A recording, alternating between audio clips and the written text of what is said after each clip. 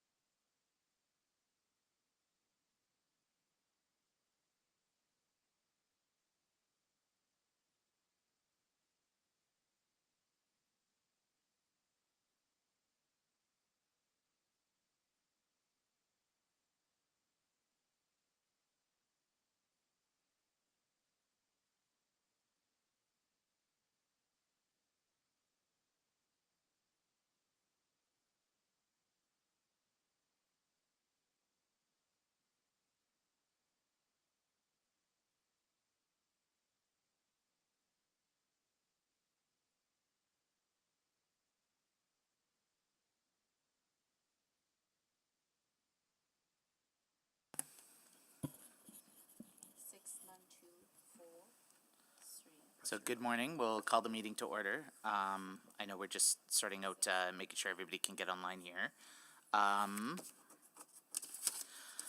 We'll call the meeting to order with a land acknowledgement that we are meeting here today on the traditional land of the Treaty 6 territory and the Métis homeland, and acknowledge the diverse Indigenous peoples whose ancestors have marked this territory for centuries, such as the Cree, Saulteaux, Dene, Blackfoot, Nakota, as well as Métis and Inuit, and now settlers from around the world. I'll start the meeting with a roll call. We have Councillor Wright. Good morning. Councillor Knack. Good morning. Mayor Sohi. Good morning. And Councillor Rice. Good morning. And myself, and also joining us in chambers, we have Councillor Stevenson, Councillor Salvador, and Councillor Cartmel. Are there any councillors joining us online? Good morning. That was Councillor Tang. Good morning. And Councillor Hamilton. Good morning. Councillor Paquette, Councillor Principe, and... Good morning. Excellent. Yeah, okay. And others may be joining as the day proceeds. So I'll take at this time an adoption of the agenda. I move. Councillor Rice. So I move that the June 3rd, 2025 Urban Planning Committee meeting agenda be adopted with the following change. So addition 7.2 zoning bylaw 20011 1-year review attachment 6. Okay, thank you. Any questions? Any changes? Please vote. I'm in favor. I'm yes. I'm a yes. Thank you, councillors. We are just getting the vote sent now.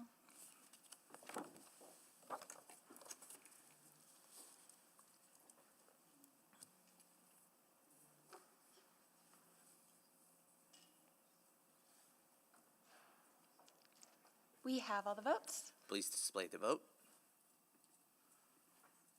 That is carried unanimously. Thank you. At this time, approval of the minutes. Councillor Knack. Thank you, Councillor Jans. I'll move the approval of the minutes from the May 13th, 2025 Urban Planning Committee meeting. Excellent. Any edits, changes, deletions? Hearing none, please call the vote. I'm a yes. Thank you, Councillor Jans. We have all the votes. Excellent. Please display the vote.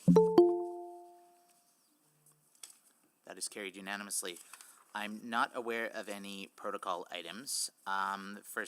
Next is select items for debate. I would like to select items 7.2, 7.3, 7.4, and Councillor Rice. 7.1. 7.1, so that is all the items, and we do not need a vote on reports selected not for debate. At this time, we will go to requests to speak. Clerk, could you offer guidance here? Would you like me to read all of the names? Yes, please. Okay.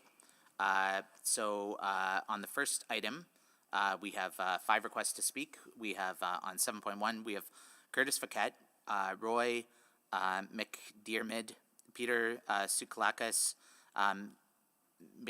Michaela Davis, and Aaron Budnick. On item 7.2, we have a number of speakers. We have Charles Gan Chang, Abdul Abbasi, Kevin Foster, Chris Wallet, Debbie Waldman, Jacob DeWang, Alan Bolstad, Melva Rose Annika Yelkinen, Joe Miller, Greg Mymar, Nicole Klein, Wilfred Ubi Fancy,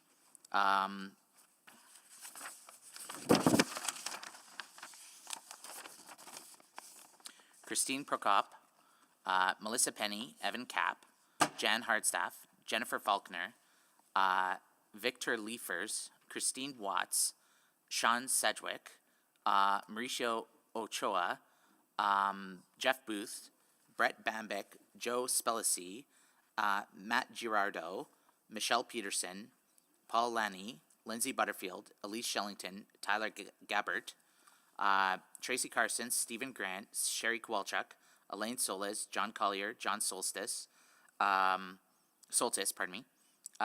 Thiessen, Mavie Butts, Ryan Jakes, sorry, Ryan, I should know that, apologies, Nicole Weeb, Ron Smythe, Stephen Lakey,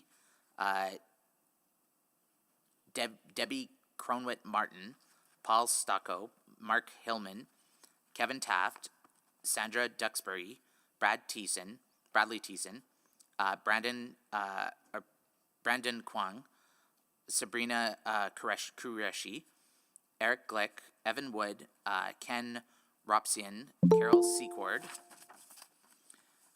Nicole Apersbach,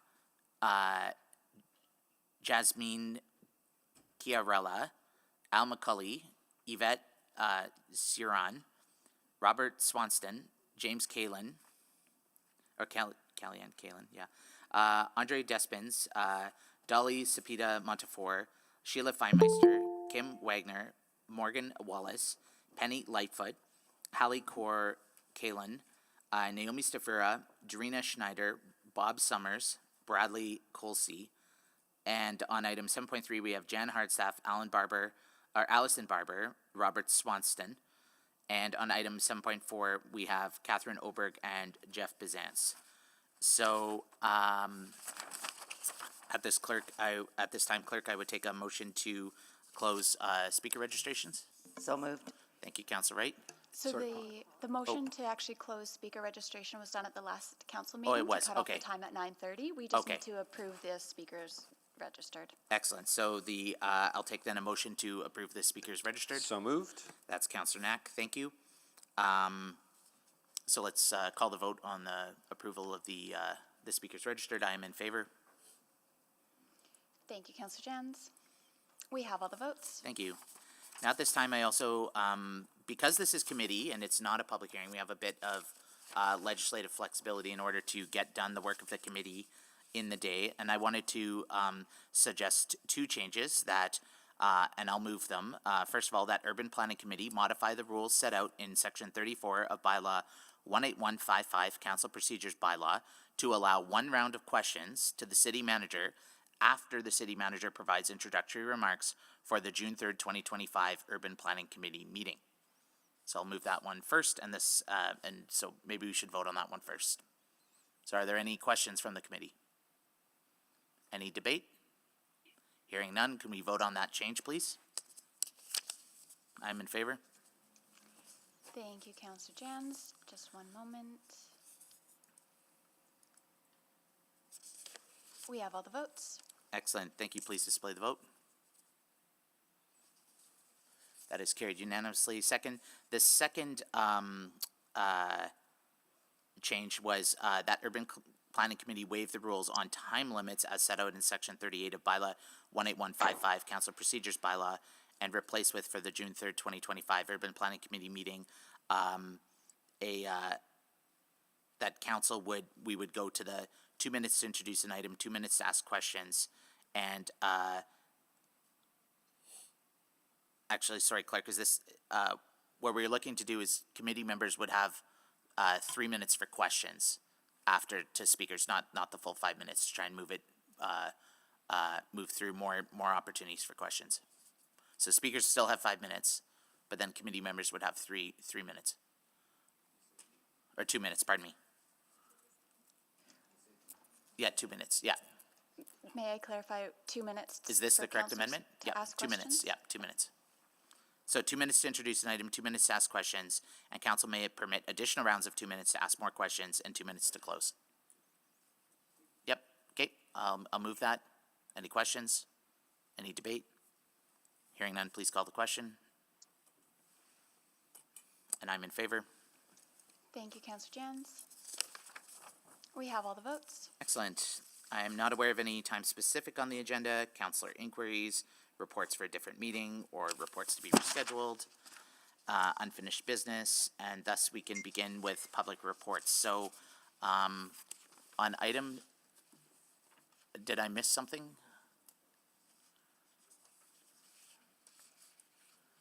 Did I miss a set, Mayor Sohi? Okay, thank you. So requests, so now we're on to the first report. So I understand that most of the speakers on this item are just to answer questions only, and so I can look to confirm that, but I'll look to the committee. Does anyone require a presentation on this item? If not, it advances up to City Council.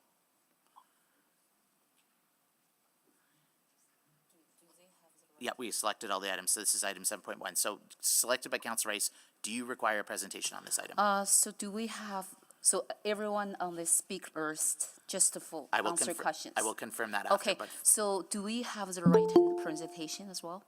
Or just a verbal presentation? We have opening remarks. Everything of pertinent information is contained in the report. So just for the public information, we just go to the presentation, and if there is no questions, that's all. so does the committee want a presentation from administration on this item? No. Okay, so if community no desire, So- and I'm okay. Okay, so Okay. no presentation, we'll go straight to then question from speakers. So I'm going to call on the speakers, and if they do not have, if they just say here to answer questions or they're in support, you can say that quickly, you don't have to spend the 5 minutes. So first guest, Curtis Paquette, are you with us? Sorry, and are you here for questions only or to speak? And in support? Okay, support. Roy McDiarmid? Thank you. Peter Souklakis? Here, answer questions only. Okay. Mikola Davis? Hi, I'm here in support and to answer questions only. Thank you. And Aaron Budnick? Going twice, Aaron Budnick. Third time, Aaron Budnick. I am going to mark them as not here. So, hearing from the speakers, no further questions. If we receive this as information, this then moves forward it moves forward as a recommendation to council. So, okay. So I move that the Urban Planning Committee recommended to City Council that the White Mud Creek Crossing Environmental Impact Assessment and the site location study as outlined in Attachment 1 and 2 of the June 3rd, 2025 Urban Planning and Economic Report and UPE 02998 be approved pursuant to the North Saskatchewan River Valley Area Redevelopment Plan and Bylaw 7188. Okay, thank So you. part 2, the location of the proposed White Mud Creek crossing and in the river valley as outlined in Attachment 2 of the June 3rd, 2025 Urban Planning and Economic Reports UPE 02998 be deemed essential pursuant the North Saskatchewan River Valley Area Redevelopment Plan Bylaw 7188. Okay, thank you, Councilor Rice. Any questions? Any debate? Hearing none, I'll call the question on the motion. I'm in favor.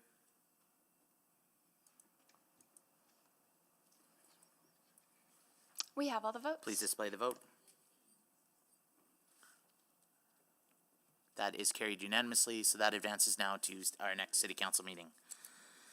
Next item on the agenda is 7.2, the zoning bylaw 2001 one-year review. I know administration has a presentation to begin, so I'll look to the team when they would like to begin. Go ahead and do so.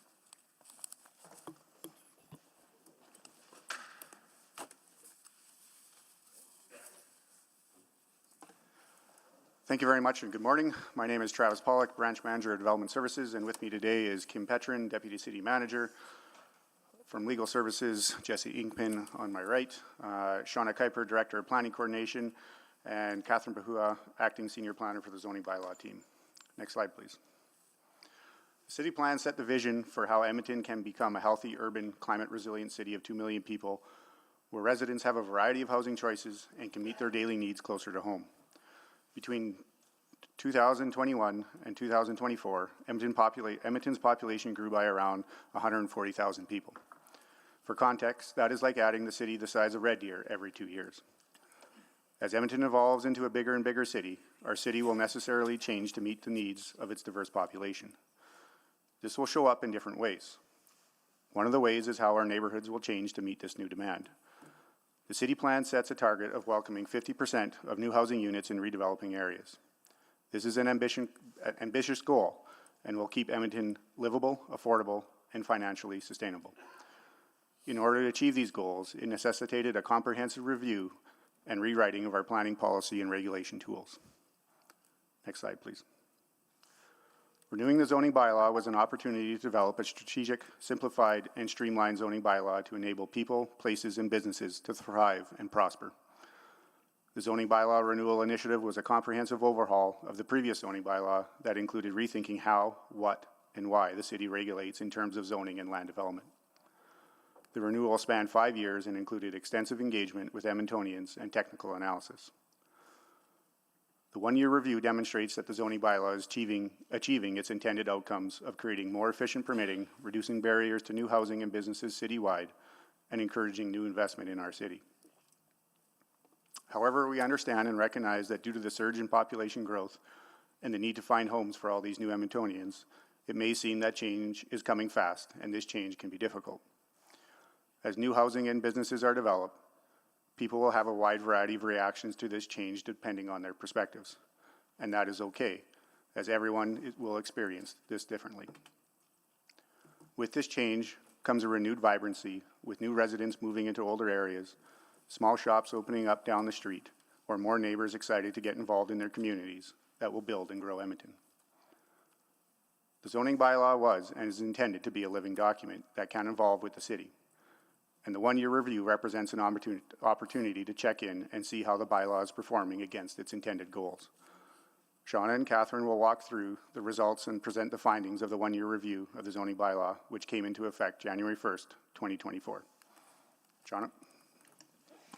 The one-year review addresses the trends that administration has observed in the bylaw's first year and the motions made at the October 2023 City Council public hearing.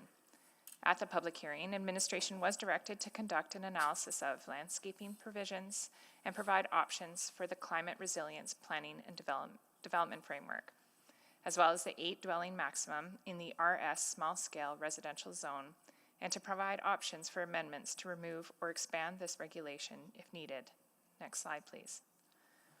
In February of this year, Urban Planning Committee directed administration to review and identify possible changes to the RS zone to improve design outcomes for row housing developments.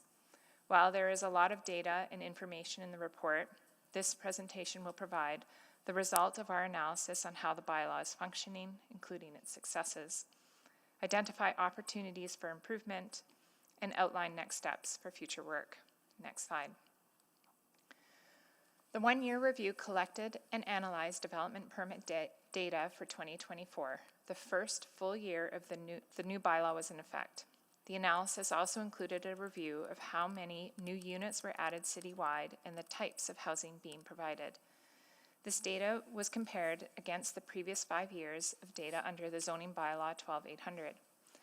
Administration also conducted targeted engagement to gather feedback on how the zoning bylaw has been functioning in its first year. Engagement included interviews with participants who had direct experience with the bylaw, including applicants of development permits and rezonings, industry representatives from the Infill Development and Edmonton Association, IDEA, and Build Edmonton Metro. Engagement also included representatives from community leagues and business improvement areas to gain insights into the bylaw's impact on neighborhoods and businesses. Beyond the specific engagement for the one-year review, administration has also heard from residents and communities directly through their councillors and at various information sessions. It is important to note that the one-year review is an opportunity to identify where adjustments to the bylaw may be needed, not rethink it altogether. Administration conducted extensive engagement throughout the zoning bylaw renewal, and Edmontonians played a critical role in shaping the bylaw through workshops, online surveys, information sessions, and more. Next slide. A key objective of the zoning bylaw renewal was to welcome more housing everywhere and to support increased population growth and housing choice. In 2024, more than 16,500 new dwelling units were approved in Edmonton, an approximate 30% increase from 2023. As Travis noted earlier, Edmonton's population has increased by 140,000 in the last 3 years. This increase in improved dwelling units has helped meet this significant demand. This map shows that most neighborhoods across the city are accommodating new housing and residents. Approximately 40% of this new housing was approved within the redeveloping area, the area within the Anthony Henday highlighted in yellow on the map. The highest concentration of dwelling units were located in the center city and the developing areas and new neighborhoods outside of the Anthony Henday. Next slide, please. This chart shows the proportion of new dwelling units approved in the developing and redeveloping areas.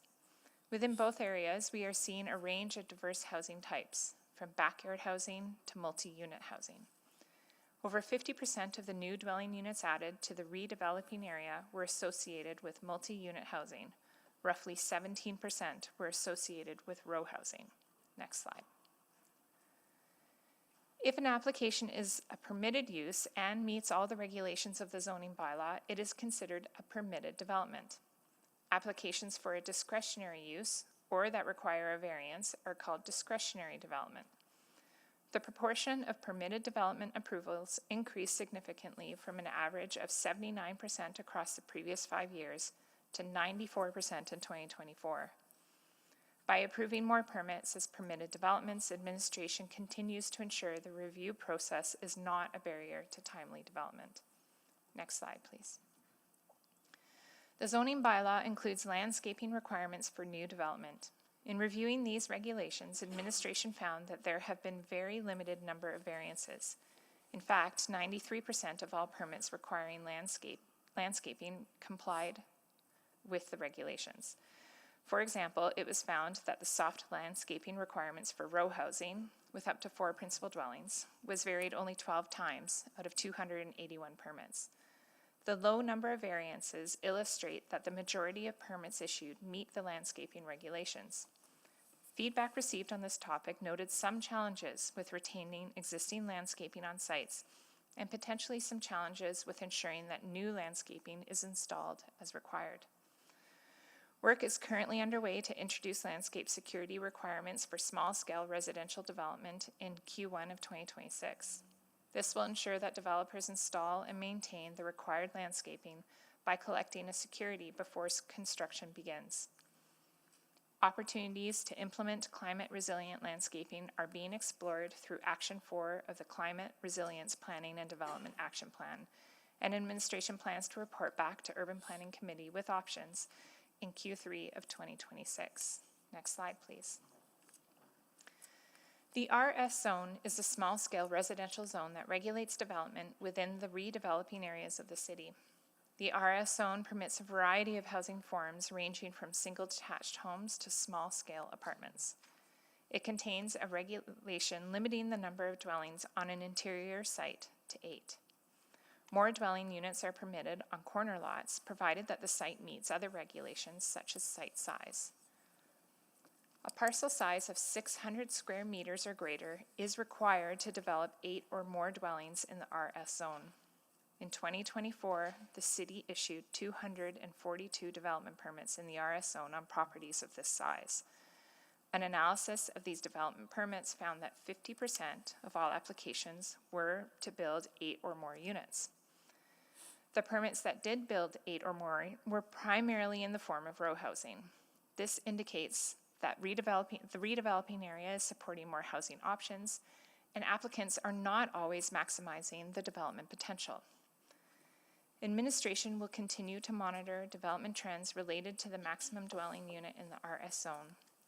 Although no changes are proposed to remove or expand the 8-unit maximum for interior lots in the RS zone, administration is proposing changes to improve the building and site design of mid-block row housing. With that, I'll pass it over to Catherine to talk about the proposed changes. Next slide. Administration undertook a review of row housing developments approved in 2024 to assess their compliance with the current design regulations in the RS zone to identify areas for improvements. Administration found that street-facing facades for mid-block row houses often appeared to resemble the side of a building and had less cohesive design features. Additionally, minimum setbacks did not provide adequate space for landings, stairways, basement window wells, and pathways in side yards. Through engagement, administration heard about how new row housing developments were being integrated into existing neighborhoods. We also heard concerns about the size and scale of row housing from residents and communities through their counselors and various information sessions. Next slide. Through the one-year review, administration also heard concerns about waste collection and parking for row housing developments. Waste Services is shifting to shared bins for row housing developments and continuing to develop other options. For communal property, the intent is to have all the units share the containers provided. This will reduce the amount of containers used on a typical site, creating less waste bin clutter to service these units. In Sorry, point of order. Can I just ask the speaker just to come a little closer to the mic? It's not picking up as far. My apologies. Sorry, please continue. In 2020, City Council approved open option parking, which means that the minimum on-site parking requirements have been removed from the zoning bylaw, allowing developers, homeowners, and businesses to decide how much parking on-site to provide based on operations, activities, or lifestyle. Administration is currently undertaking an analysis of parking being provided for new developments in low and medium density residential zones. So far, analysis has indicated that for an average lot in the RS zone with 8 units, approximately 4 stalls are being provided, or 1 stall for every 2 units. A memo with the findings of this analysis will be shared with Council in Q3 2025. Next slide. Administration received feedback about concerns over neighborhood infrastructure capacity as redevelopment occurs. Over the past 30 years, EPCOR has seen substantial changes in how much water customers in Edmonton use and generate. Older infrastructure was built during times of higher water consumption. However, renovations and new development have lower demand due to water conservation and modern building practices. Though the integrated resource planning, EPCOR focuses on maximizing the use of existing infrastructure to accommodate the increased density through the continued promotion of water conservation and inflow and infiltration reduction on the sanitary system. To reflect changing water use patterns, water and sewer design and construction standards have been modernized and are regularly updated. These new standards have resulted in, for most cases, existing infrastructure meeting servicing needs in redeveloping areas. Water and sewer infrastructure will be right-sized to meet the evolving trends to service new developments. members of EPCOR Water Services and Electricity Distribution and Transmission are here to speak to utility capacity and answer any questions you may have. The next few slides will provide an overview of the changes proposed to address mid-block row housing in the RS zone. Next slide. To address concerns about the size and scale of mid-block row housing, administration proposes to reduce the maximum building length along an interior side lot line from 30 meters to 50% of the site depth, or 25 meters, whichever is less.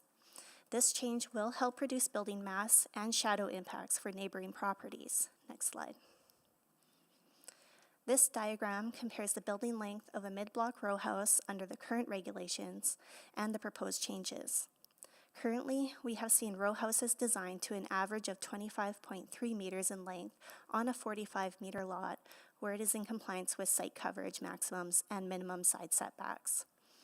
With the proposed changes, a development on a 45-meter deep lot would be restricted to a building length of 22.5 meters. For further comparison, we've highlighted the average building length of a narrow single detached house and a typical 1950s bungalow. Next slide. This diagram shows a similar comparison next to an existing bungalow and recent single detached housing developed under the previous zoning bylaw.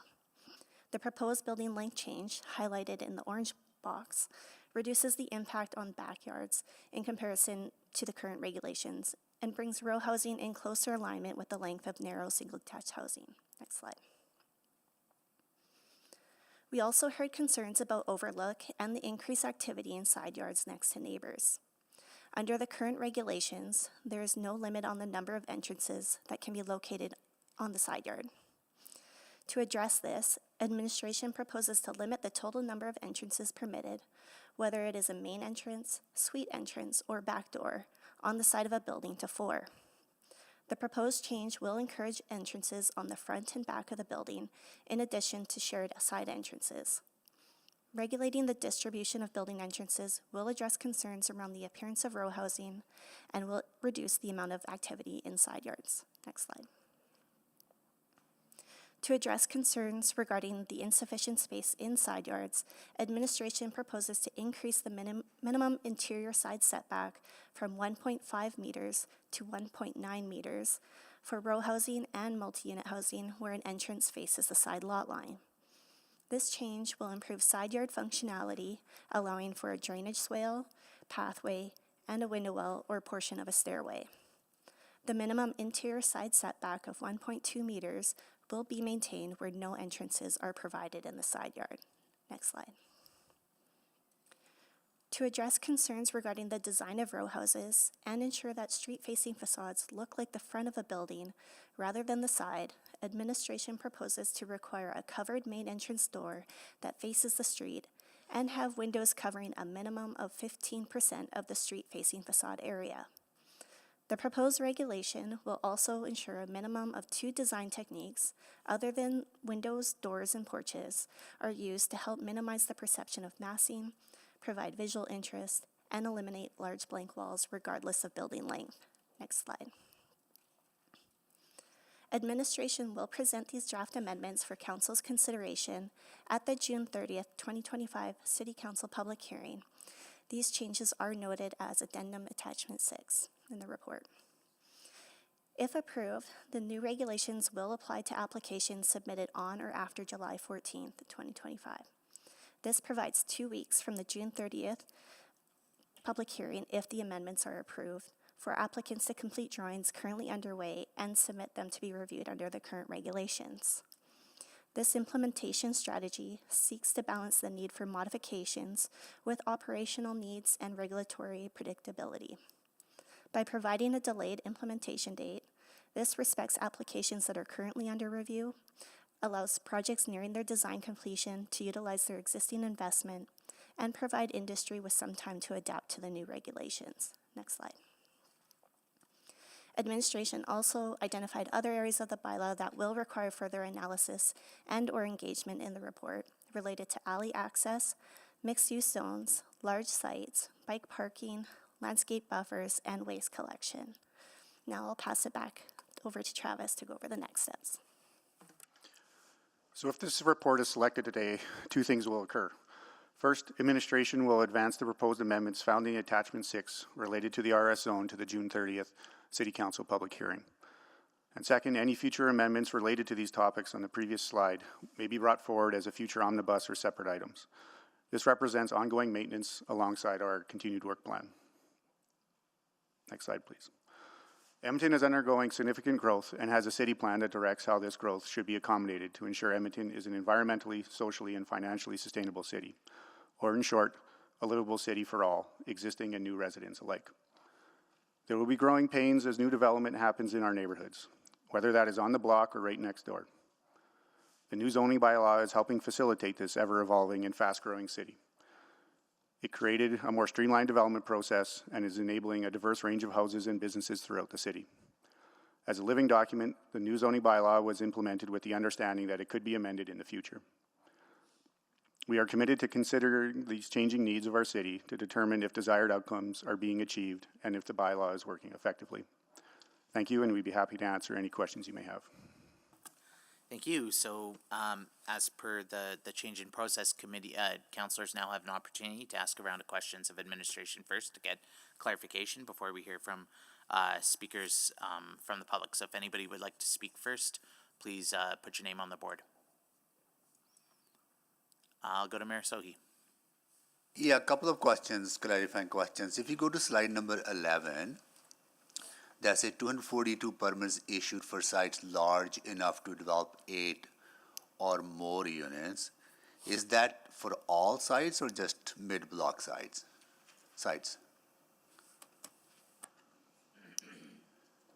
That's for all sites that So that's for, so within that 242 sites, only 50% were approved for 8 or more units. That is correct. Do you have a breakdown on how many of those 50% were mid-block, corner lots?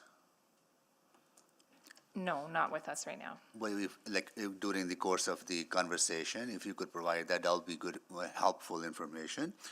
And on the land security deposit starting Q1, you said, right? Q1 2026? Correct, that work is undergoing to build that program right now. And would that be applicable to all housing types or just certain type of housing? That program is targeting the low-scale residential development. We currently have a program. What is low scale? Like, is it? Everything up to row housing.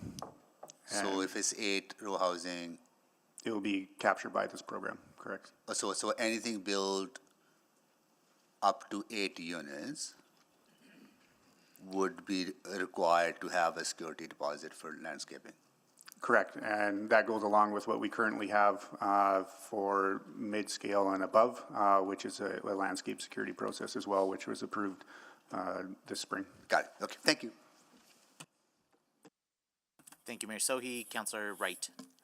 Thanks. I'm just wondering about the future work, one of them being the waste collection. I'm just wondering, putting that off after people have built houses already in these areas, is that going to sort of hinder any work that could be done? So improvements to the waste collection services is ongoing. As mentioned in the presentation, we've already moved, or waste services has already moved to the sharing of bins to reduce what you see as that number of bins on site, the 2 per unit. What it's looking at doing is sharing the green bins, and there's additional work that is looking to improve all the site functionality for waste as well. It's an ongoing journey. Okay, because I'm just wondering, like, it wouldn't be like for these row housings where we would look at maybe doing the big bins? There are many options out there. We have to be mindful of the waste utility itself and how it functions. Right now, typically down these blocks, you have the waste service truck that tips the smaller carts. So adding in communal bins adds different travel patterns, different requirements on equipment. So there's a number of factors that we're looking to solve within that equation of on-site waste management as well as collection and pickup. And right now, those trucks are able to get in to remove those bins? Correct. Okay. That's all I have. Thank you. Thank you, Councillor Wright. Councillor Rice. Thank you for the presentation. I would like to follow up the 8 unions data there. So over 50.4% of the 242 permits for under RS zone for the 8 unions or more. How many and then in the mid-lock? And I understand, and we have more unions and in the corner lot. And how many and in the mid-lock? Yeah, that's similar to the question that the mayor asked, and we're trying to dig that data up for you. So because why I'm asking this question, this is related to my next question, and because 30% including row houses. So I just wondering how that row house is built in the middle lot. And then it's understandable in the corner lot, but in the middle lot, and how that looks like. So that could answer my next question, so I'm waiting for that information. And also, based on the recommendation and in the reports, and I heard administration does not recommend to make any change for these 8 unions policy, right? So currently, the regulation is for 8 units. That is reflective of the direction and the approvals of the previous zoning bylaw and what it was trying to achieve, which is the growth of infill to meet 50% of the needs of the city's growth for the next million. If that pace of change is occurring too quickly, we look to council to help provide some of that direction. Okay, so I heard very clear administration's recommendation. Thank you. That's my question. Thank you, Councillor Rice. Councillor Knack. Thank you, Councillor Jans. Thanks for the detailed presentation. Did you get an advance copy of the recommendations from the residential infill working group at all? Yes. Okay. I don't want to spend the 2 minutes right on this round going through it, but have you done any type of side-by-side analysis of the recommendations you're making and some of the changes that are suggested? We haven't done the side-by-side, but there are some areas where we align in terms of trying to fix the frontage of the building, and then addressing some of the concerns with respect to overlook and wall length. But yeah, we haven't done the side-by-side. Okay. We can, at later rounds of questions, maybe go through them a little bit. So you'd have the ability to sort of cover how they differ from each other and what the intended impact would be of that. Yes, we can. Great. Then I'll ask about, again, slide 18 and the recommendations about building entrances, so the suggestion of 4 and 4, and then in slide 20 about the front facade design. So I guess I want to confirm, in the updated recommendations, would we only require still one entrance facing sort of the front street, and then everything else could be on the side with a required larger side interior setback? Is that? That's correct. Okay. So if we wanted to talk about that, and that's something, if we wanted to look at different options, because I think that's something we'll hear a lot about today, if there's ways to understand how you could try to encourage more. I don't know if we need 0 on the side, because I like the idea of a larger side setback addressing that. But can you maybe, 23 seconds, there's just not enough time in this. You would need direction if you needed to do more than one at this point. That's correct. If it was the quad style where you have like 2 behind, this regulation applies to any dwelling that's adjacent to that front lot line. So in that configuration, both of those dwelling units that are next to the front line will require to have that entrance face. It's just in those configurations where they're predominantly facing the side, that linear, that only one would actually face the front. We'll talk more about it later. Thank you. Thank you, Councillor Knack. Councillor Stevenson. Yeah, thank you. Just a very quick clarification. Really appreciated the overview. It's noted that 40% of units this year happen in the redeveloping area. I think our target is 50%. How does the 40% compare to recent years?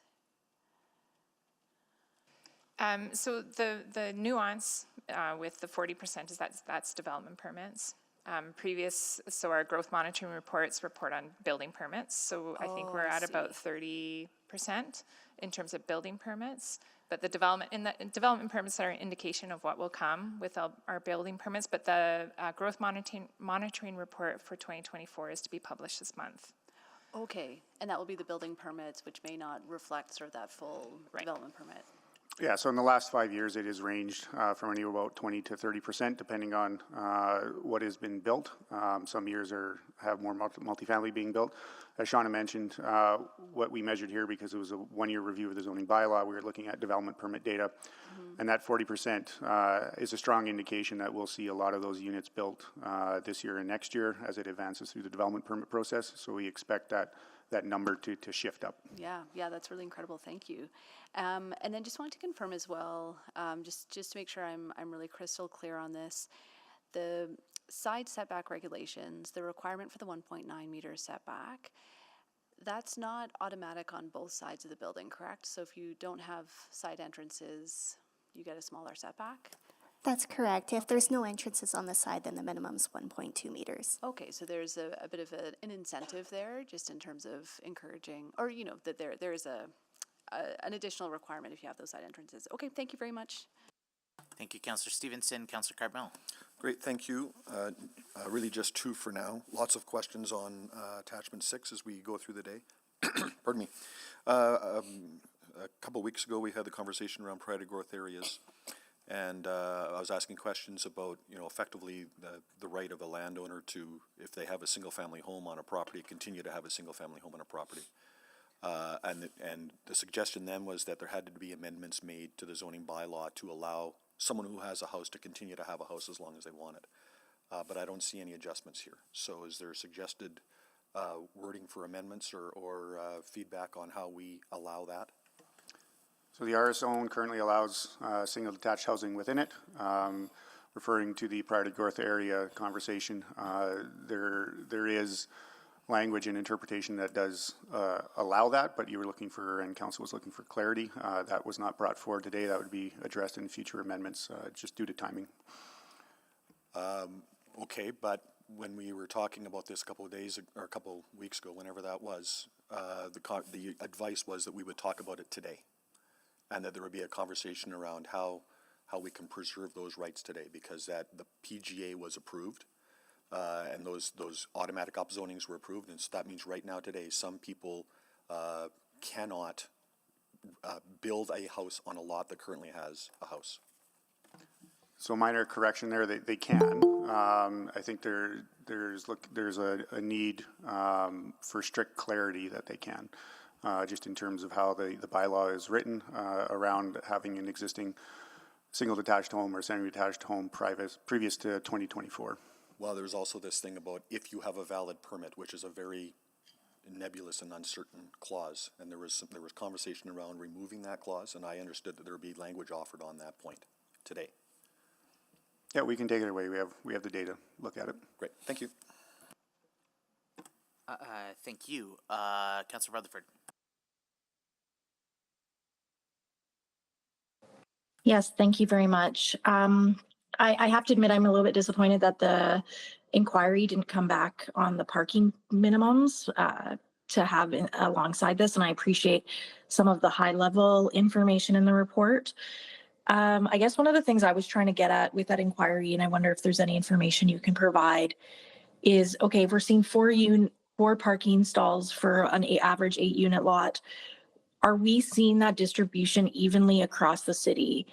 So what I mean by that is, I asked for that kind of map that showed, is it near transit stations that we're seeing less parking provided, but more parking where there isn't? Is there any sort of spatial context you can provide today at a high level? At a high level, the ratio that was mentioned in the report in terms of, in the presentation about generally 4 stalls is in the redeveloping area, and from what we know, and then we are trying to get that data into a geographic location, whether that's redeveloping or developing. It's just taking some time to get that data for you. Yeah, and the inquiry wasn't just redeveloping or developing. So it was also, I would anticipate the farther north I go in the ward I represent, that there'd likely be more market demand for provision of parking because transit isn't as good as, let's say, closer to the south side of the ward. Is there going to be any information such as that? Councillor, as we digest the data and look through our permit applications to decipher the amount of parking space for each development, we expect some of those trends to hold in terms of lower parking ratios in the mature neighborhoods or the redeveloping neighborhoods. And then as you go out further and further from either transit stations or access to amenities, that parking should increase. Preliminary data right now shows that in general, the RS zone has 0.5 parking stalls per unit. So Okay, I'm out of time. And then the Appreciate RSF it. has 1.4, so it's higher than 1. Thank you very much. Councillor Salvador. Thank you. For the proposed changes to the mid-block row housing and the reduction of building length to 50% of site depth or 25 meters, whichever is less, I guess what other options did we look at, and why did we end up landing on this one as the best mechanism to sort of reduce that impact on backyards and reduce some of those concerns related to the large walls and building lengths? Thanks for that question. So we did explore a few different options. We looked at reducing it to 50% or 20 meters, whichever is greater for sites less than 50 meters in site depth, and a maximum of 25 meters for those greater than 50 meters. And we ultimately landed on the 50% or 25 meters, whichever is less, just to make it proportional to the site. So if you did have a significantly larger site that might provide enough space for another building, then you could potentially, have a backyard house or another development on that site if there was room to do so. But it was mainly to try to proportionately reduce it and provide as much space as you could at the back. Okay, so there's sort of a contextual piece there, if I'm hearing that correctly, and that context allows for things to sort of fit in a little bit better. Fair? Yeah, and we also looked at what the average length of development permits for row housing mid-block that we were receiving, and how we can make an impact to that wall length. Okay, excellent. I'm not going to have time for another question. Yeah, look forward to future questions. Thank you. Councillor Tang. Great. Just want to switch gear a little bit about public commentary. I recognize the scope of this project. It's fairly limited, so you didn't do a broad engagement. But we do have a zoning bylaw feedback form that's been open for the past few months, correct? That's correct. It was the feedback from the feedback form was used to help inform changes through the first and second omnibus after the approval of the zoning bylaw. But for the purpose of this report, we did targeted interviews. Okay, because we've also directed quite a few residents to that. I just wanted to know whether you feel the comments there are reflected in the recommendations today. Yes, we've definitely taken into consideration what we weren't able to do through the omnibus is take that feedback and help us with the information here today. Okay. I know you're not recommending any reduction of units, but that does come up quite a bit. Wondering if you're hearing anything like, is there a common number that you're hearing from residents, or is it kind of all over the place? Yeah, there's not a common number, and then we're also looking at what was previously allowed under the former RF3 zone and even the RF1. But what it comes down to, the feedback that we heard was about the site design. So even if you reduce the number of units, that wall length is still going to be the same. The number of entrances will still not be controlled. Yeah. So really focusing in on that design is where we chose to focus our efforts. Okay, thank you. One last question. Compliance and good practice comes up a lot too. Where are we at with that construction accountability program? I think last time we got an update was to be rolled out this year. So there's two parts. The project implementation plan, which is a document required by each applicant to submit, outlining construction practices and how they're going to communicate and build relationships with neighbors. That is in place right now. Also, we have our consolidated or coordinated compliance team that's just been started up. Thank you. Thank you. Okay, and finally, I'll look to, was there anybody missed? Okay, then I'll take 2 minutes. Thank you. My first question, I believe the Realtors Association of Edmonton sent us a letter saying that if we basically hadn't done ZBR, if we took all those units that were built last year and put them into a suburban neighborhood, that it would take up effectively half the size of Leduc, and we would have to be doing all these servicing and roads and everything else with that too. Have we done any modeling like that? Not modeling like that, but just in terms of narrowing down to, I'd say, the crux of the conversation here is the row house zoning. We accommodated about 1,200 to 1,400 units within that row house zone, and that is nowhere near half the size of Leduc. Okay. A typical neighborhood, you're ranging from 5,000 to 6,000 people, so you're about half. Okay, that's helpful. And just confirming, before this bylaw was passed, the unit maximum on a lot was 6 units? So on a typical unit or a typical lot that could be subdivided into narrow homes, you could get 6. So you would subdivide, get 1 principal dwelling, 1 basement suite, and a garden suite on each side. Okay. I have a question for EPCOR. How has EPCOR been engaged in this process, and what are the assessments showing for water, waste, sewage, drainage, everything? Thank you, Councillor Jans. Susan Ansell here, Senior Principal Water Strategic Initiatives. We've been involved right from the beginning. So for the full 5-year review, we participated in a number of the public sessions. We also hosted a design standards modernization initiative where we looked at all our standards and the impact of the bylaws and how we do that. And through that came up with a number of changes to our standards that also allows us to accommodate a lot more housing with existing infrastructure. And are those changes reflected and implemented here today? Like, is your feedback incorporated? Yes, absolutely. Okay. And will you be part of the delegation, or are you speaking later? If we have other questions, can we ask you online at another point? We'll be available online if there's other speakers. Okay, so you're part of the delegation, but we can ask you later for online for questions of admin. Okay, hearing no further questions from my colleagues, we are now going to go to questions of speakers. Hearing from speakers. Pardon me? You said questions. Yep. Pardon me. I mean hearing from the speakers. Yeah, we're mind readers. Actually, we're just gonna telepathy. So, for each item, administration may provide opening remarks or a presentation. Members of the public who have registered to speak will be invited to make their presentations. Speakers will be heard in panels, and each speaker will have 5 minutes to present. The clerk will run the official timer in council chamber, and the timer lights at the podiums will be green for the first 4 minutes, then turn yellow when there's 1 minute remaining, and flash red when the 5 minutes are up. Given the number of speakers that we have here today, we're going to be quite strict on the red zone. If you are participating virtually, you may wish to use a timer of your own. When everyone in your panel has had a chance to present, members of council may ask you questions of yourself or other panel members. For this reason, you may wish to remain in the meeting until all the questions have been asked of your panel. If you're participating virtually, please remember to mute your microphone when you are not speaking and refrain from using the different functions in the meeting, as it creates issues of fairness, decorum, and distraction. If you are experiencing any technical difficulties, please reach out to the clerk's office using the contact information provided in your confirmation of registration or via city.clerk@edmonton.ca. If you're here with us in person, the clerk will guide you to your seat when it's your turn to speak. In the event of an emergency, please follow the clerk's directions to evacuate. City staff will direct you to your muster point. A couple of other housekeeping pieces today.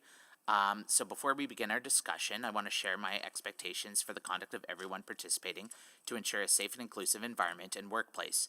These expectations apply equally to both in-person and virtual attendees. Hearing from the public is an important part of Council's process to ensure that we hear the full diversity of opinions that exist in our community. As meeting chair, I have a responsibility to ensure the safety of all participants in today's meeting.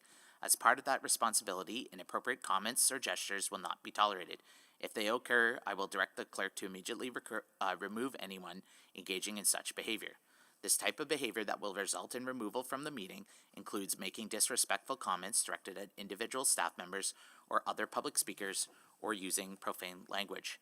Responsive behaviors to show support or dissent, such as shouting, cheering, clapping, snapping, or using the chat to share response features, are also not permitted. I will not provide any additional warnings, and once removed, the person will not be permitted to rejoin the meeting. This meeting is being live streamed, and everyone is welcome to watch the stream online.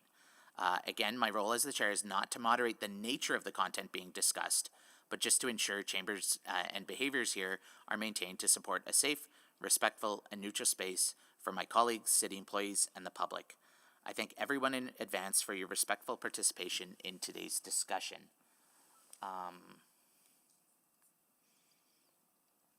The only other piece I wanted to clarify here, if it wasn't clear at the onset for folks who registered, is today is the June 3rd meeting of the Urban Planning Committee. This is not a decision-making meeting in terms of an immediate impact of a bylaw. What is decided here today gets recommended to a public hearing, and at that public hearing, only once it has gone through the 3 readings is a bylaw passed and a change is immediately made. So just wanted to make sure that that framing was clear what we're doing today. The public hearing date has been scheduled for June 30th. So in order to meet the advertising requirements by law to make those changes, we must pass any amendments that we would like to see on June 30th today. So I guess that's my way of saying it might be a late night. So if you're on a later panel, you may want to step out, come back. You can watch online. You may want to just govern your needs and your wellness accordingly.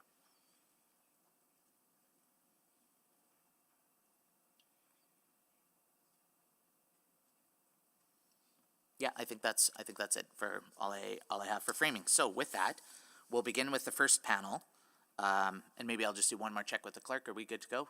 I've covered all the notes. Okay, all right. So panel 1, Charles, and I apologize again if I'm mispronouncing your names.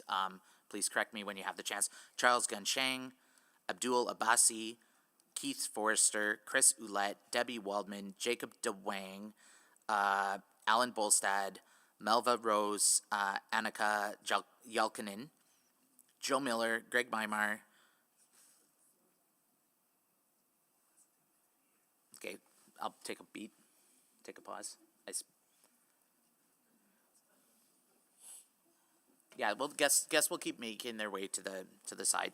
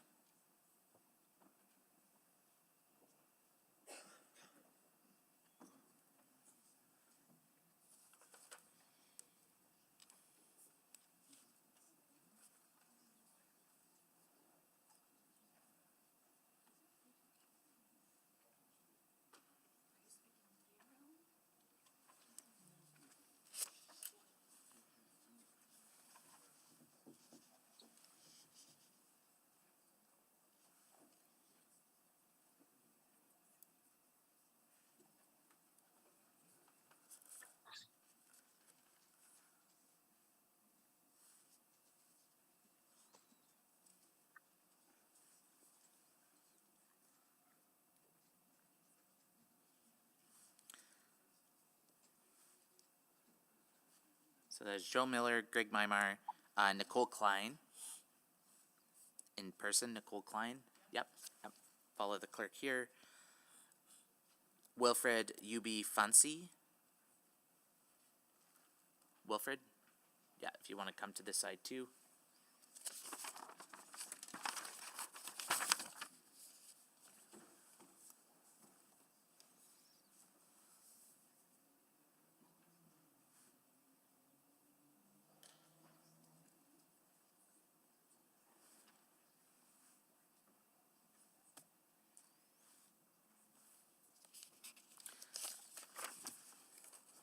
So then Christine Prokop, Melissa Penny, remote, and then Evan Cap, remote. Is Christine Prokop here?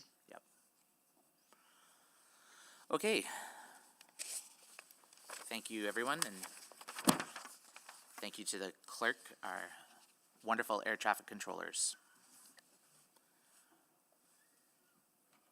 So I guess seeing confirmation, Gus Gachang, you are our first to begin, and you will have 5 minutes. And please correct the pronunciation of your name for me, please. Good. It's in the speech. Oh, good. Excellent. Good day, Mayor and Council members. Thank you for the opportunity to speak. My name is Charles Gashnang, and I reside at 92 Granlia Crescent, Northwest Edmonton. I am here today to speak about the impact of zoning bylaw 20001. Let me begin by saying I am not against infill. In fact, I understand that Edmonton is facing a housing crisis and must make efficient use of land to accommodate growth. I support diverse housing options and revitalization of older neighborhoods. However, I am here to voice concerns about density without discretion, especially the allowance for 8 to 10 unit structures on streets like mine that lack basic transit infrastructure and are not designed for such intense development. My property is located at the end of a cul-de-sac. It qualifies as a corner lot, which under the new zoning bylaw makes it eligible up to 10 dwelling units. In practical terms, that's 10 units on a quiet, curved, residential street with no public transit, narrow road access, and limited parking. This is not just a change in density, it is a transformation in the character and livability of the street. This is not infill as intensification. It is a transformation. And in some areas, that transformation may be too much. Placing 8 to 10 unit buildings in such locations will have significant effects on our community.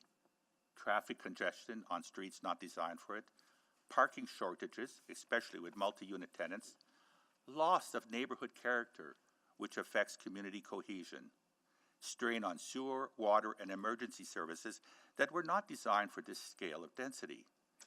A citywide policy should not apply the same rules to cul-de-sacs and suburban pockets as it does to central, transit-oriented areas. This bylaw, while well-intentioned, may be fueling speculative development. Developers are able to offer above-market price for single-family homes like mine. They pass on these costs to future tenants and buyers, which paradoxically reduces the affordability that the bylaw seeks to increase. This is classic gentrification, not affordable housing. We risk creating housing that is unaffordable for families to buy while creating density for its own sake. I propose that streets like Granlia Crescent, low access, cul-de-sac, non-transit streets be capped at 4 units per lot rather than 8 to 10. This would allow infill to continue, but in a way that aligns with neighborhood infrastructure capacity, preservation of community character, realistic street parking, and traffic conditions. We need a street-specific or area-based zoning approach, not a one-size-fits-all model. 8 to 10 unit structures make sense in areas near transit corridors or arterial roads, not in inner residential crescents.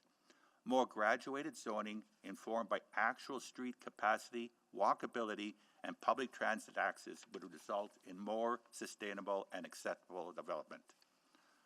I ask Council, is there data showing that these multi-unit developments are leading to increased home ownership or affordability for families? What metrics are being used to evaluate success or unintended consequences? Is there oversight ensuring that infrastructure upgrades match the scale of new developments? Is this truly a solution to the housing crisis? Let's assure that we are collecting and sharing the data to demonstrate it, especially where residents whose neighborhoods are being reshaped. This isn't a NIMBY objection, it's the call for balance. We can meet our housing goals without compromising the fabric of communities. Zoning reform should be targeted, thoughtful, and responsive to context.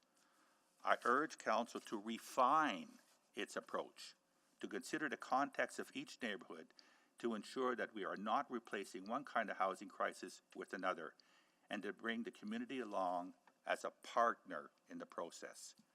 Thank you for your time, and I welcome questions. Thank you, Guest Gashning. Guest Abbasi, Abdul Abbasi, remote. Good morning, Urban Committee members. My name is Abdul Abbasi. I'm the Vice President External for the University of Alberta Students' Union, representing over 37,000 undergrad students. Thank you for having me speak with you as part of the zoning bylaw one-year review. My predecessor addressed you approximately 2 years ago when this new zoning bylaw came up for adoption. Today, I'm here to share the student perspective on the bylaw's first year in effect and why its proven outcomes are so crucial for the student I represent and our city's future. The affordability crisis and the urgent need for the housing remain top priorities for more than 100,000 students in this city. The University of Alberta Food Bank saw a staggering 600% increase in demand in just 5 years, with rent increases identified as the leading reason for its use. Furthermore, the urgency of the housing situation is underscored by the significant challenges students face not only in finding housing, but also with the quality and safety of their living conditions. A UFA 2024 housing survey showed that last year, many students were facing a variety of housing issues, including living in dangerous neighborhoods, having bad neighbors and landlords, and living in housing in need of significant repairs. The same survey found that 12% had difficulty finding housing, with 31% of the respondents indicated that their current living situation is not preferred. Many students need to live close to campus to access their studies, services, and work. Edmonton's university-age population is expected to grow, putting stress on the housing population in surrounding neighborhoods if we don't actively facilitate more housing. 1 year after its approval, the data from the review confirms that the zoning bylaw is effectively facilitating necessary housing growth. We have seen a remarkable 30% increase in approving dwelling units in 2024 compared to 2023, with over 16,500 units approved. This increased supply is vital for the housing Edmonton's increasingly rapidly growing population, which has increased by over 140,000 in the last 3 years. Critically for students, the bylaw supports increased development and housing diversity in redeveloping areas. Half of the new approved dwelling in the area in the 2024 have multiple units like apartments, and students often share housing with other students, which typically results in a cheaper rent. We have also seen a significant jump in row housing approval in developing areas, approximately 4 times higher than the previous 5-year average. This supports greater population growth and housing choice in established neighborhoods, many of which are near or post-secondary institution. Furthermore, the bylaw supports more gentle form of density across the city, with secondary suites and backyard housing significantly increasing in 2024. Beyond the types of housing being permitted, the process itself has improved. A key goal was to create a simpler path to approval. The new bylaw has more permitted uses and fewer discretionary uses. This has led to a significant increase in the proportion of permits issued as permit development, reaching 94% in 2024, up from 79% average previously. While we do acknowledge concerns that have been raised by some community members about the pace of change and impact of infill, Edmonton's rapid growth demands that we build more housing quickly. The review has identified areas for refinement, such as improving design outcomes for mid-block row housing and addressing issues with parking buffers or alley issues. We know that administration is committed to addressing these concerns through future work, as is appropriate with the bylaw review. In the first year, the zoning bylaw has proven to be an effective tool in enabling the housing growth and diversity that Edmonton needs to accommodate its growth population, including its student population. The bylaw supports the city's plan, vision for compact, complete, and rebuildable city. While this is not a sole solution to housing affordability, increasing the supply and variety of housing is a critical step forward. On behalf of University of Alberta students, I urge the Council to continue supporting this crucial bylaw and ongoing work to monitor and refine it based on the valuable feedback and data gathered in this first year review. Thank you. Thank you. Next is Guest Foster, pardon me. Foster. That's okay. It was Kevin Forrester and Keith Foster. You might want to sit down just so Sorry. the mic can pick you up so everybody can hear it. Good show, thanks. It's Keith Foster. My apologies. Not a problem, thank you. Good morning, Mr. Mayor, City Councilors, and staff. My name is Keith Foster, and I live in Laurier Heights in the city's West End. My family and I have been living in Laurier Heights for over 35 years, and we love our neighborhood and its residents.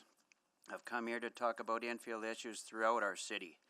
My concerns relate to over-densification, parking concerns, and building height approval processes for infill structures. With the onset of neighborhood densification comes the problems with increased volume of residents, which creates parking issues, overcrowding of street traffic, prominent overload of the land mass, removal of vegetation and trees, and destruction of sight lines and the character within these established neighborhoods.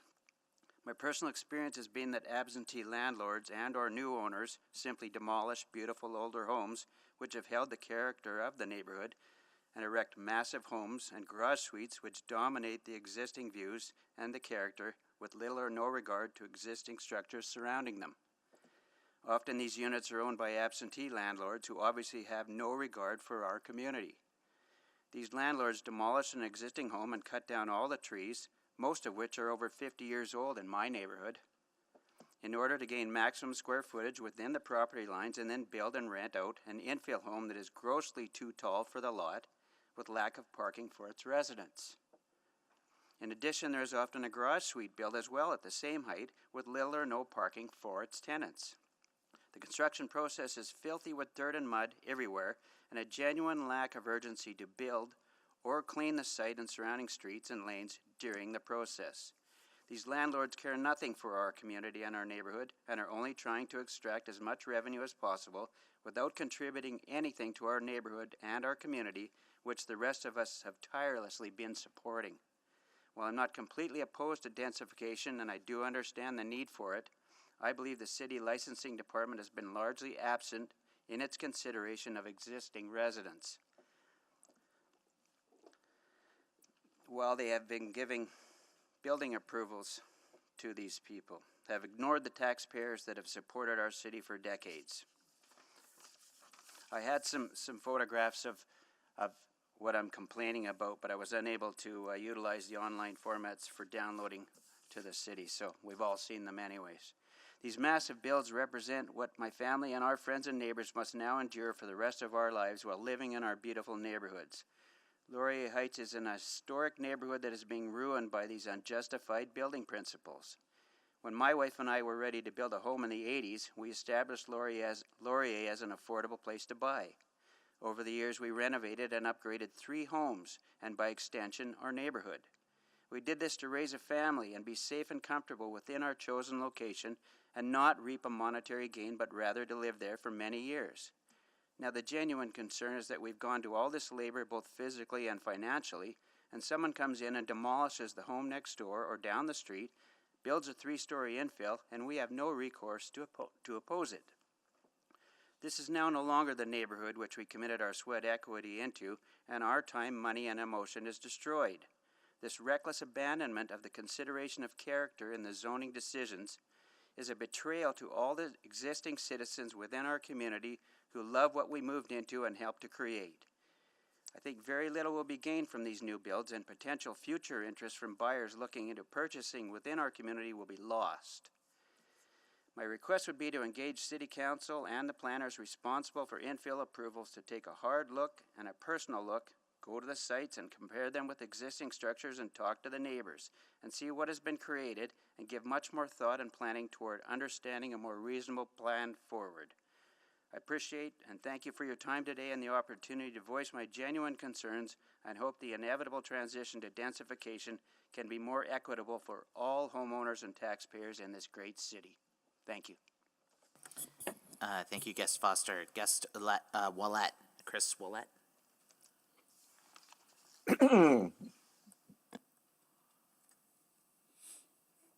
Good morning.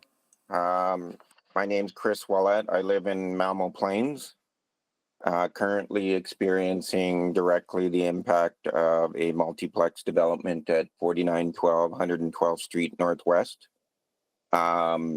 I want to speak to the transformation process. I like other speakers, I seek to address the housing crisis, but I'm experiencing the challenges of a developer across from my alley that chooses to. I'm hearing that there's supposed to be a communication plan. I have yet to hear or speak to this developer regarding their plans. Their sign that they post on the site in question, it says upcoming demolition, and the house has already been demolished. And under builder welcomes your questions, it has 2 dash lines. So I put it to the city, there are challenges currently with your developer process in engaging with the community and not increasing the stress level that immediate neighbors that are impacted by that development are experiencing. We're currently seeing at least a half a dozen sites in Malmo Plains alone that have imploded in the last month. And again, other developers have been more forward in and engaging as far as the signage that they provide. But in this particular case on 4912 112th Street Northwest, the system has clearly failed and has led to immediate neighbors to consider moving elsewhere when they have put a lot of time and effort into creating their forever home. So I think as part of this bylaw, there needs to be some attention paid to how this bylaw is impacting stable neighborhoods like Laurier Heights, Malmo Plains, and others that are single family homes, how we can bring that infill transformation in a way that everybody can reach a consensus that we're moving forward in a constructive fashion. That's all I wanted to say regarding the impact of this bylaw. Thank you. Thank you, Guest Willett. Guest Waldman. Debbie Waldman.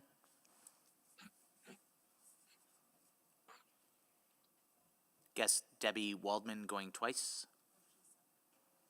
I'm here. Oh, Sorry, excellent. I'm right here. Yeah, Sorry. please proceed. You I have was 5 muted. minutes. Yes, thank you very much for giving me the chance to talk today. When I told my neighbors that I planned to speak today about my concerns regarding the impact of what seems to be poorly planned development in my neighborhood, Belgravia, they cautioned me not to waste my 5 minutes. City Council doesn't want to hear complaints about parking and safety and overcrowded streets and construction companies that don't clean up their work sites, leading to everything from flat tires to serious accidents for people living in nearby houses, they said. They don't want to hear that erecting 8 plexes sideways on lots that once held 1,100 square foot bungalows ruins the character of the neighborhood. They don't want to hear that we are losing neighbors who have chosen to leave not just the neighborhood, but Edmonton itself, because they feel that the city is more beholden to developers than to the people who live in and care about the neighborhood and have long added to its quality. I hope that's not the case, because you are the people we entrust to use our tax dollars to make a city that is safe and livable. And part of what makes a neighborhood livable is development that makes sense and fits the character of the neighborhood. If that isn't the case, if you do care, but my neighbors truly believe that you don't, that's also a problem. Based on my experience, it's an understandable problem. I've lived in my house at the intersection of 77th Avenue and 116th Street for 30 years. During the past dozen or so years, I have been part of several community focus groups with city planners and/or engineers who purport to listen to us, and then they do the exact opposite of what we recommended based on our experience as longtime residents who care about and know our community. Several times we've made enough noise that the city backtracked on some plan that it rammed through despite our input, but that happened only after a lot of negative publicity and after our tax dollars were wasted doing something we had gone to great lengths to make clear was not needed. Don't get me wrong. I understand and I appreciate the need for density in the urban core. And I understand that because we are privileged to have an LRT stop in our neighborhood, it makes sense to have high density housing nearby. the buildings that have gone up a block from my house on 76th Ave between 116th and 117th Streets fit nicely. There's a huge building at the northeast corner of 115th Street and University Ave, and that also seems to fit quite nicely. But we already had serious traffic problems in our neighborhood, and the current building boom is making things exponentially worse. Last November, a fire destroyed the house next to mine and the 3 dwellings next to that one on my block. If the fire trucks hadn't been able to get from the station on 76th Avenue and 112th Streets as quickly as it did, our house and our garage would also have probably caught fire. If that fire were to happen tonight, the fire trucks would have to go north on 114th Street, west on 80th Avenue, and south on 115th Street to get to our house because owing to construction, the 3 lanes of 76th Avenue west of 104th Street have now been shrunk to 1 since mid-May, and it's likely to stay that way till the end of the month, and nobody can get in on the south side of our neighborhood. Now, I know that's a temporary problem. Eventually, we'll get those 3 lanes back. But the lack of access in and out of the south end of our neighborhood has been a problem for a long time. And if you're going to keep adding people to the neighborhood, we need infrastructure changes to accommodate those people. We need more access in and out. Because to assume that everyone who moves into high-density housing is going to walk or cycle or take public transit is unrealistic. Some of them will, but the fact is that more people mean more vehicles, if for no other reason than some of those people are going to have their groceries delivered because, with the exception of a coffee shop and a restaurant, we are a food desert in this growing neighborhood. Earlier this morning, one of the speakers made a comment about how residents are concerned because change is happening fast. That's not my concern, and it's not the concern of any of the Edmontonians I've spoken to, certainly not the ones in our neighborhood. Our concern is that change is happening with no respect for the people who live here, who live in the neighborhoods that seem to have fallen prey not to thoughtful, safe, and livable design and development, but to deep-pocketed developers. Thank you very much for giving me the opportunity to express my concerns. Thank you, Guest Waldman. Next, Guest DeWang. Jacob DeWang. Hi, I have a presentation. Okay. You have 5 minutes. Hi, my name is Jacob DeWong. I'm a volunteer with Grow Together Edmonton, a volunteer-only group that seeks to end the housing crisis in Edmonton and across Canada. Next slide, please. My message for you today is to stick with it. Don't roll progress back with restrictive changes. And with that, I think that we do not support administration's proposed amendments to the building length, side setbacks, and side entrances. Next slide, please. So to set the context, zoning bylaw renewal is working. The purpose was to increase the amount of infill in the mature neighborhoods with one of the purposes, and this is happening. We're seeing a lot of units, and I want to take a moment to say, increased housing where people want to live is a community benefit in itself. Affordability is a community benefit in itself. Next slide, please. And it's giving more of what we say we want and more of what people want. It's improving people's lives materially by allowing people to live closer to LRT, by example. And that will naturally lead to more people walking, cycling, taking the bus and transit, lowering our climate emissions. Next slide, please. However, there is still more to do. As staff have found, there's still a lot, we still haven't reached our infill targets. So that raises the question, if we are going to restrict the form of housing, which naturally will restrict the amount of housing, what are we going to do to make up for it? Next slide, please. So I know there's some pressure to be pulling back, as you've seen from some of the messaging. Next slide, please. But even surface inspection finds that the opposition has no basis in fact whatsoever. So I just looked at the actual data here, and there's a lot of claims being thrown around that have no basis at all. We see claims for dozens of octoplexes when there's actually 7 in the neighborhood, several, 2. Next slide, please. And it comes down to this. Neighborhood change is happening, but very slowly. You can look at the data for building permits and assess properties.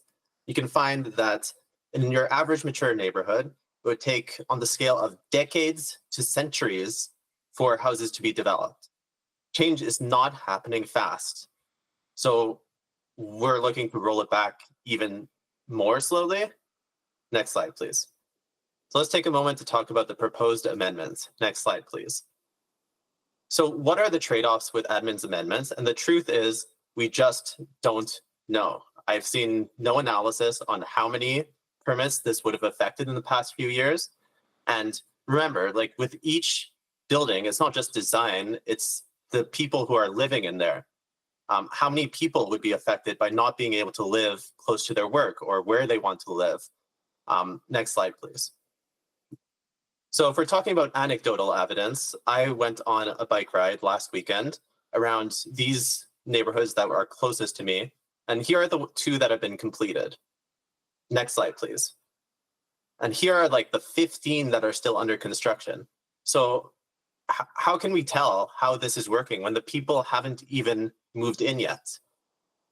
It seems to me a little bit too early, and and a little bit too early for anecdotal evidence.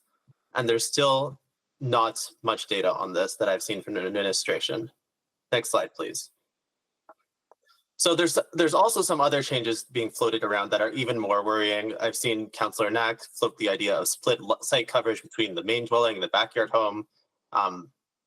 The idea of lowering the number of units allowed or increasing setbacks even more. I'll just take a moment for the next slide. So on the next slide, you can see, just taking the first one, we're splitting the site coverage between the backyard home and without a backyard home. You know, once you get over 4 units, 0 building permits were submitted or approved with a backyard home. So suddenly we're affecting all of those people who got to live where they wanted to live because we decided to make up a rule. So I just want to urge caution when it comes to this and to make evidence-based policy. Next slide, please. So to finish off, I just want to caution that, you know, some of the opinions that we're going to hear are really luxury opinions. We don't want sprawl. We don't want infill in the outer suburban neighborhoods, and we don't want infill, or we want to restrict infill in the inner neighborhoods. And there are trade-offs that come with all of that. So we need to really keep that in mind. Thank you. Thank you, Guest Wong. Guest Bolstad. Well, good morning, everybody. It's Alan Bolstad. I'm here as the Civics Director of Alberta Avenue Community League. And first of all, I just want to note that our views aren't included in the administration's report. For whatever reason, we didn't know that this review was even happening until it was done, until the deadline had passed. But undaunted, we decided to go ahead and have a look at it anyway.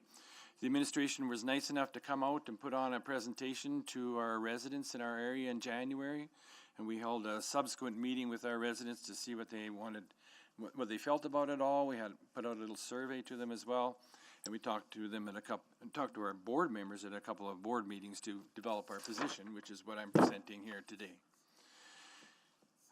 We've got about 4 points to make. The first one's a positive one, and that is that we really like that the bylaw prohibits front driveways where the lot has access to the alley. In our area, this is really important because that's going to save the large boulevard trees along our front streets, which we absolutely cherish. So we're really pleased to see that that's still in place for where we live. The next 3 points we're not quite so happy about. We talk about the density, and in our area, 90% at least of the lots are 33 by 120. They're not overly large lots. We're seeing a lot of front-back duplexes, which is taking up a fair bit of the lot itself. And we feel with the addition of 1 more lot, up to 3, that's going to about do it, I think, in terms of having a reasonable compromise here and allowing higher density without ruining the quality of life for residents. When you start putting 4, which is what the current bylaw allows, with the heights and the site coverage, there's very, very little yard space left on a lot of that size. Very little space for the residents, and it definitely shades the people next door, the size of the buildings, to the point where gardening is going to be pretty much a thing of the past, and that's really unfortunate because gardening is really big in the inner city, as well as other outdoor activities in people's backyards. The next point, we also are a little nervous about the parking requirements. We have narrow streets in our area, and we're concerned that they're going to get plugged up pretty quickly if we don't have any requirements for on-site parking whatsoever. So we'd like to suggest that at least one stall per lot be introduced. And like I say, we're just nervous to see how that will turn out, seeing how the last time you attempted to develop a parking plan went up in smoke, et cetera. We're pretty nervous as to how this is going to unfold. And our final point, and the one that's growing in concern, is about the area between 97th Street and 95th Street, between 111th and 118th Avenue. 97th and 95th, they're both transit corridors, and so they're going to wind up pinching all of the houses on 95A and 96, where there's a lot of older houses that have been fixed up quite nicely, a lot of heritage homes. And so we're concerned that the way this plan is being put in place, it's going to eventually push out the houses in that area. And one of our key concerns about that is we're worried about the viability of Norwood School. It's in that area as well. It's between 95th and 96th, just north of 11th Avenue. And if we lose all the houses, then we're very worried about the viability of the school. That school is a cornerstone for this area, with Macaulay School being closed to the south of it. It's really critical that this one remain in place to serve that area as well as Alberta Avenue. And so we'd like the city to take a closer look at what could be done to try to ensure that family-oriented housing remains in that particular strip, in that particular area there. So that's about it. I think I'll end it on there, and I have copies of what I just said if anybody's interested in having a look at it. I'll pass them out. Thank you very much. Thank you very much. And just a reminder, if anybody has material, presentations, anything they want to share, they can send it to city.clerk@edmonton.ca. It'll be attached and shared with all councillors. So thank you, Guest Bolstad. Guest Yalkinen. Thank you. I have a presentation. Fighting to preserve my home and net worth is not how I envision to spend my senior years. Next slide, please. This is my home in Parkdale. I have lived there 30 years. Note my covered veranda. Next slide, please. Construction planned to be built along the majority length of my southern property line. This glorified tool shed is a sixplex. It's a rental property. It's 3 to 4 stories in height. It's all within bylaw. Next slide, please. This is my garden. Infill will run 105 feet. Deep into the lot, 70% of the lot, the full length of my landscape garden, my covered veranda, the majority of my south-facing window is on my living room. Development will affect 100% of my garden. A standard house would affect 32%. Part of my garden will be put into permanent shade. Next slide, please. This picture was taken in the fall. Almost all of my front yard will now be in shadow from 10 to 3 p.m. It worsens as the day wanes. The area in front of my veranda will be in shadow throughout the entire day. The enjoyment of my property is being taken from me. Next slide, please. March 2025. Again, almost all of my front yard will be in shadow from 10 to 3. It worsens as the day wanes. The area in front of my veranda will be in shadow throughout the whole day. Next slide, please. The dollar value of sunlight has been determined in relation to property values. Science has quantified health benefits. Our mature neighborhood gardens and landscaping rely on sunlight. Our northern climate quality of life relies on sunlight. And infill is causing deliberate qualitative and quantitative property damage. Next slide, please. Research has confirmed that each rental unit addition lowers existing home values. Parkdale has seen 9 revenue properties approved since your bylaw came into effect. This is irresponsible and uncontrolled slum creation. Next slide, please. The enjoyment of property, the Alberta Bill of Rights and Canadian Bill of Rights both guarantee human beings the enjoyment of property. Supreme Court defines that as pure air, pure water, light, the right to enjoy one's property, comfort in one's property, the value of one's property, comfort, convenience, property and all that is implied therein. Next slide, please. Due process. We are not to be deprived our citizen right to enjoyment of property without due process. Due process means you have to respect all of our legal rights. Next slide, please. Our current legislative process to appeal a development is the Subdivision Development and Appeal Board. The Appeal Board's code of conduct requires them to provide a fair hearing, which means you have to consider 2 sides of an issue, give it consideration, evaluation, and analysis before rendering a decision. Next slide, please. The Board Code of Ethics also requires an unbiased application of the laws of Alberta. This would include the Alberta Bill of Rights, and that our enjoyment of property is not to be removed without due process. Next slide, please. The Municipal Government Act requires the board to approve infill development that falls within the bylaw. Adjacent property owners have no right of appeal. The board is contravening their own code of ethics. Our property rights are being removed without due process. Next slide, please. The Supreme Court is clear. You are not to affect injuriously the rights of others. Next slide, please. The Supreme Court is also clear that the law calls for prudent, reasonable, and logical conduct. Steps must be taken not to cause injury or damage to a neighbor. Next slide, please. There is clear financial liability for damage. Our rights are being silenced. Our enjoyment of property is being removed. Our rights are not protected. We are denied due process. Many of us are being traumatized by our own elected representatives. People are going to be owed compensation. I am sorry, you are breaking the law. Divine law says, love thy neighbor, do unto others. I rest. Thank you very much for your presentation. Next we have Joe Miller in person. I have a presentation.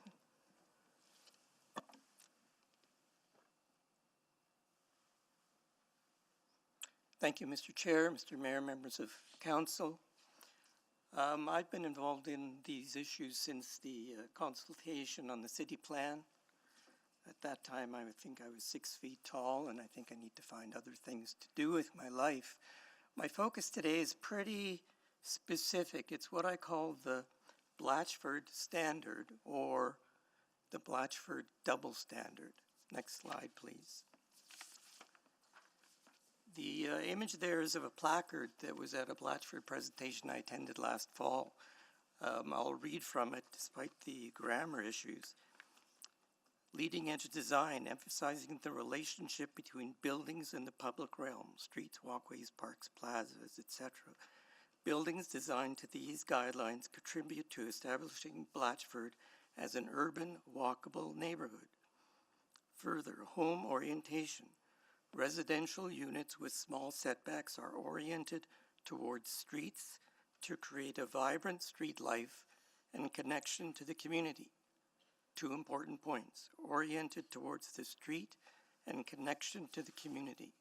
Next slide, please.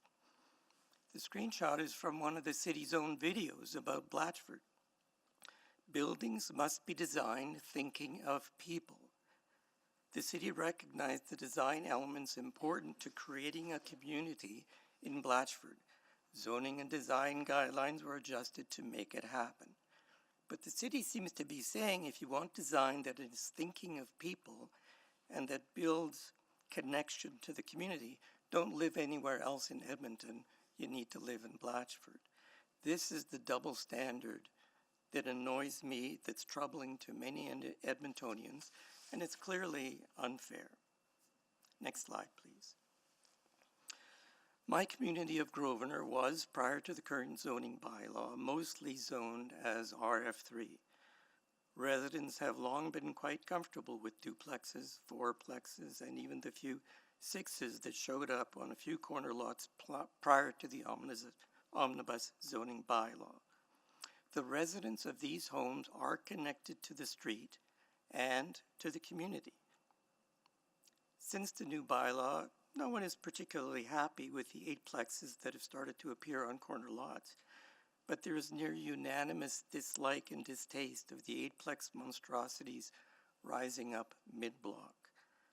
Unlike the corner RS developments and the Blatchford model, these mid-block monsters are not oriented towards the street and street life. Residents have virtually no physical connection to the community. These developments are not designed thinking of people. Next slide, please. Critical mid-block elements. Section 5.4 of the RS zone bylaw should apply to main entrances for all housing types in the zone. 5.4 currently requires that only a main entrance face a front or side flanking street. This allows mid-block housing to have main entrances facing both the rear and side setbacks with zero connection to the street. The main entrances and a principal window for all housing types in the zone need to face the fronting street.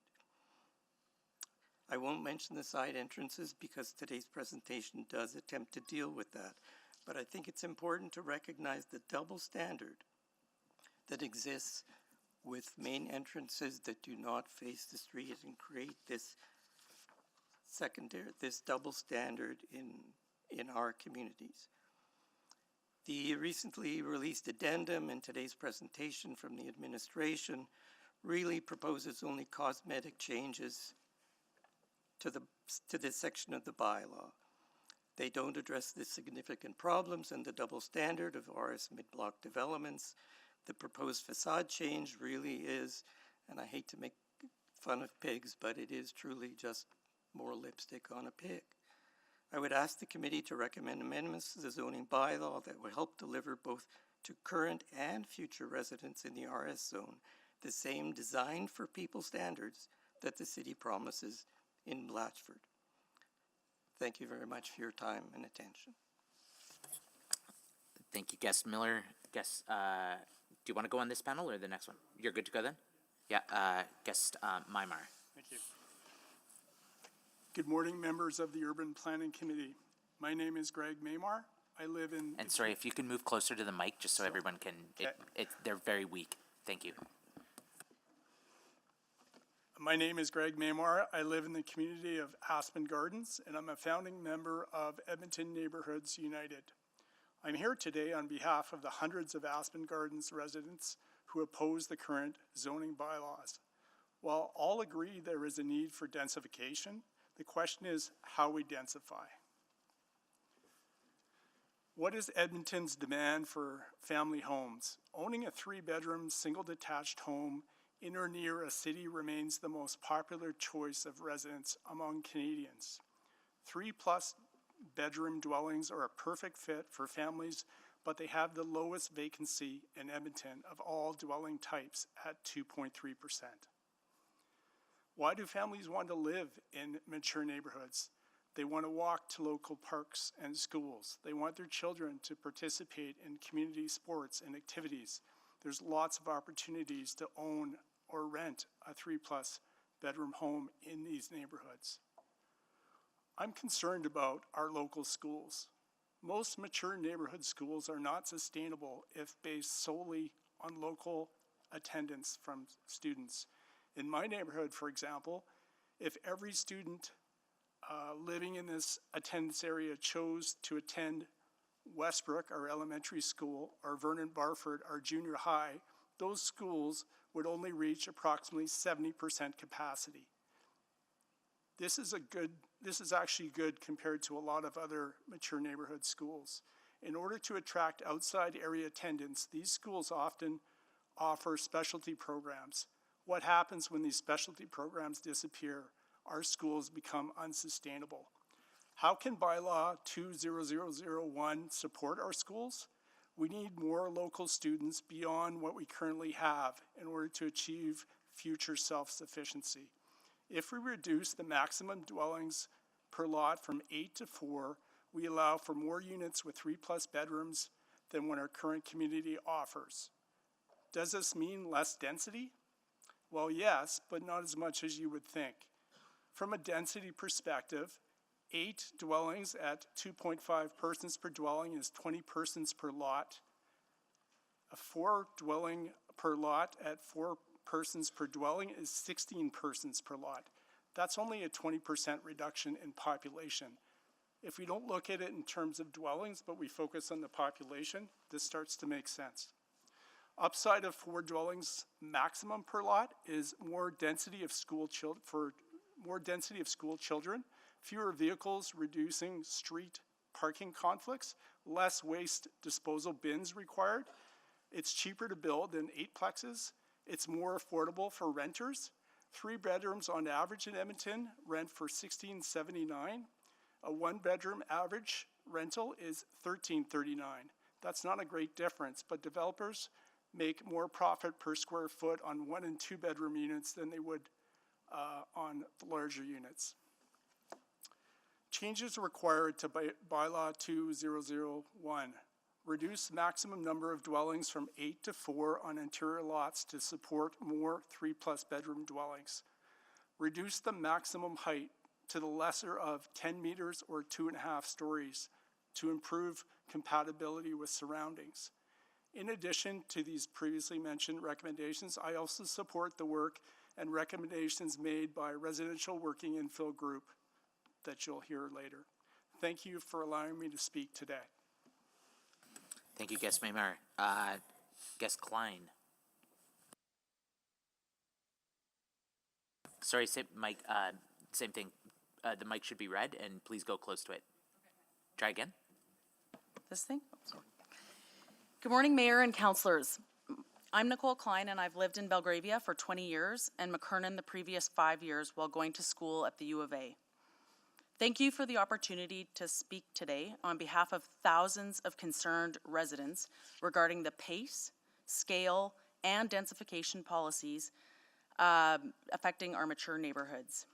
I'd like to address the broader implications of row housing, compatibility, affordability, infrastructure, and the cumulative effect of our current planning direction.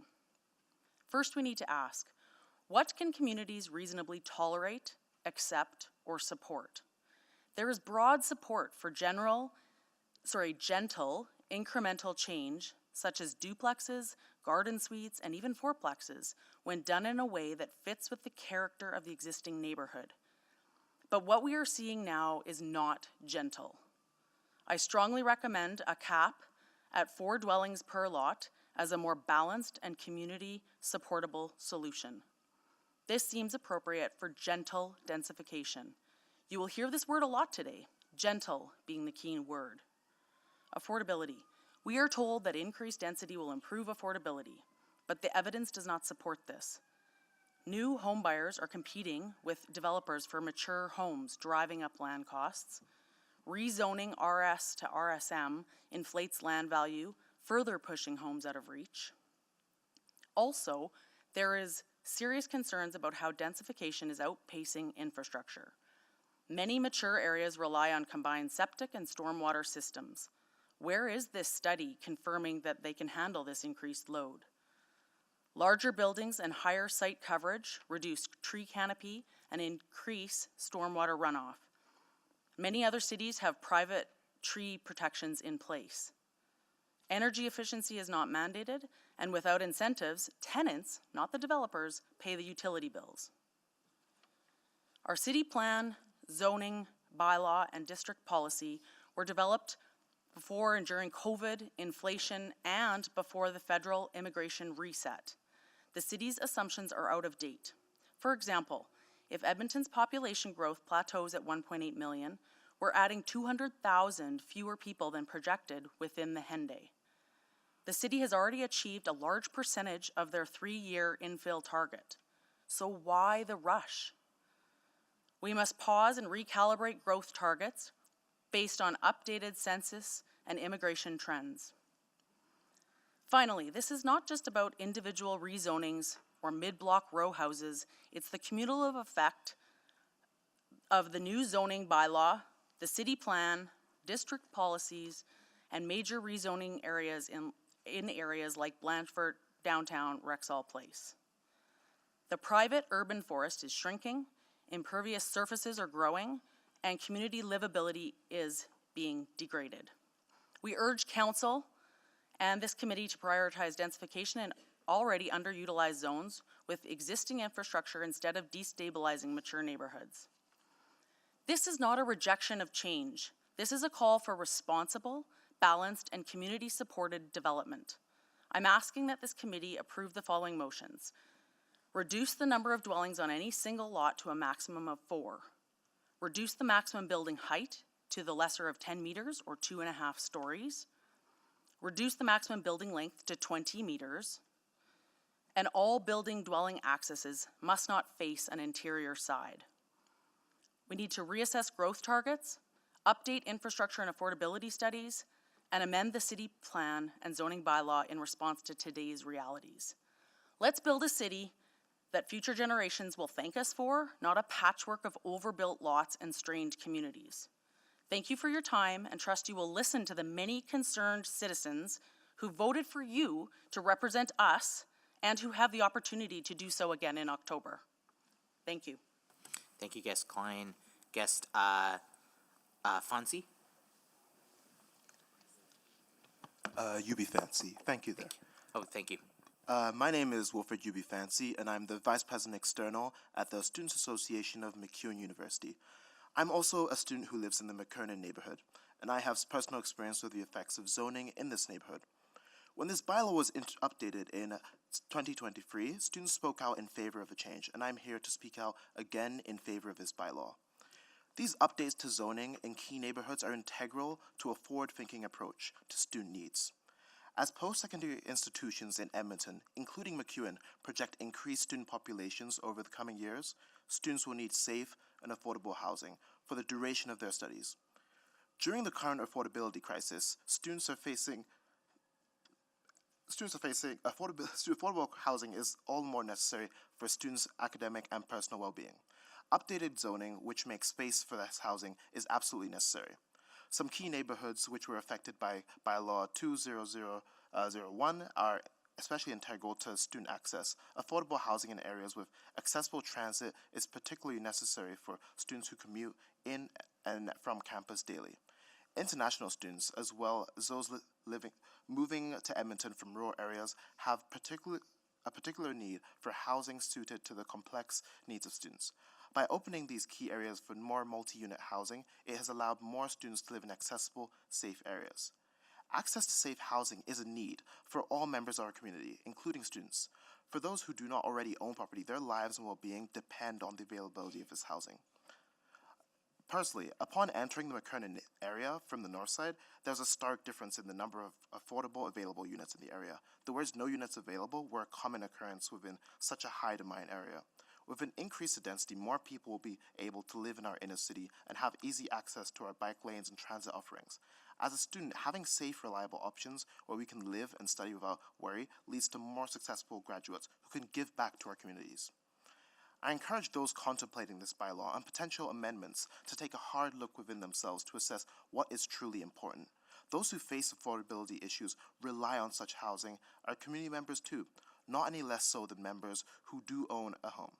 I, like many students, can see the complexity experienced by those in diverse communities across the city, including historic and suburban neighborhoods.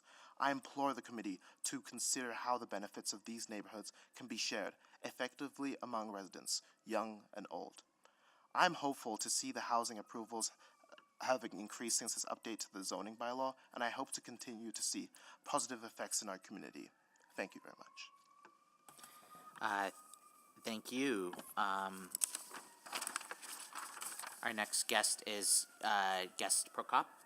Hello, my name is Christine. Oh, pardon me, there is a slide deck, please. Okay. My name is Christine Prokop, and I've lived for the last 35 years in Glenora.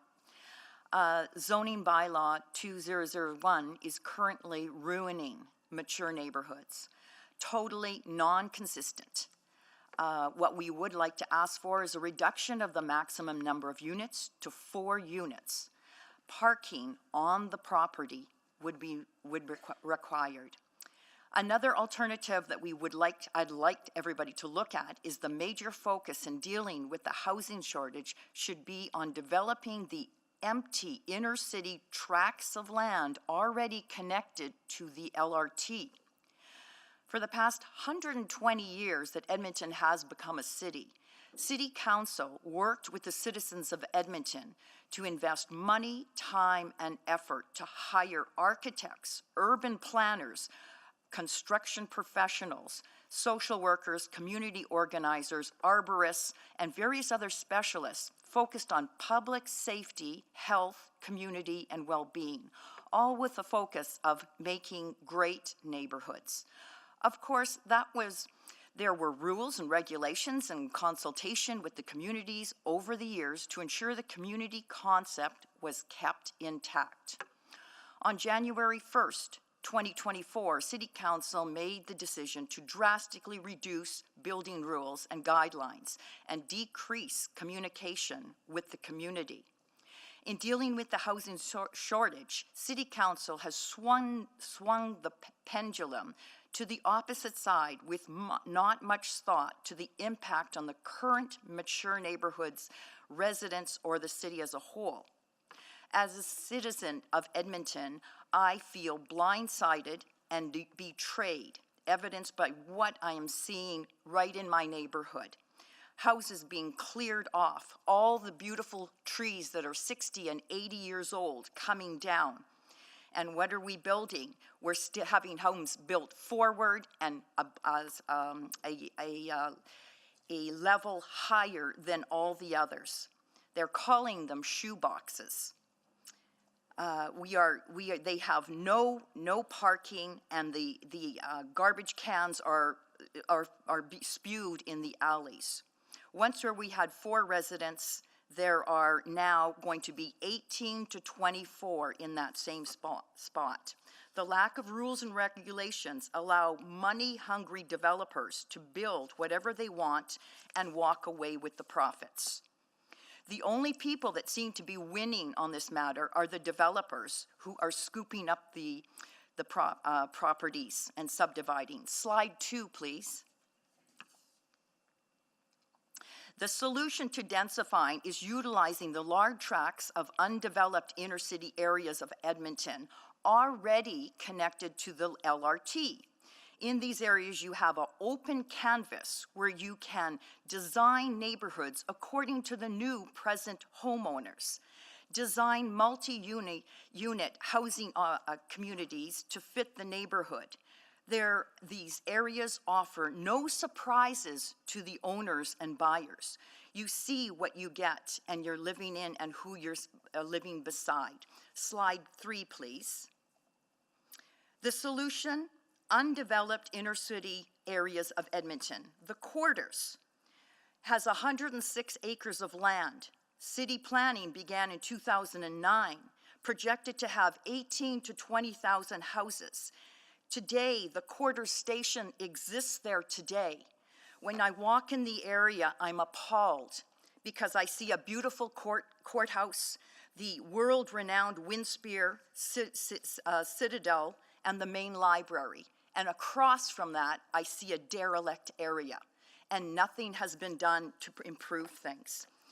Downtown Edmonton, on Jasper Ave between 101st and 109th Street, today, many empty stores fronts, lease, rent, sale. Edmonton could fill these with housing for the university students that are now at the Bay or across the river in the university area. It also has 3 stations, Central, Bay, and Corona. All these stations are there. We need to utilize what's downtown. Blanchford Field, 536 acres of land. City approved new business in 2014. We're not seeing much progress there. In April of 2024. I'm sorry, Guest Prokop, I'll have to cut you off there. Appreciate the presentation. Guest Penny.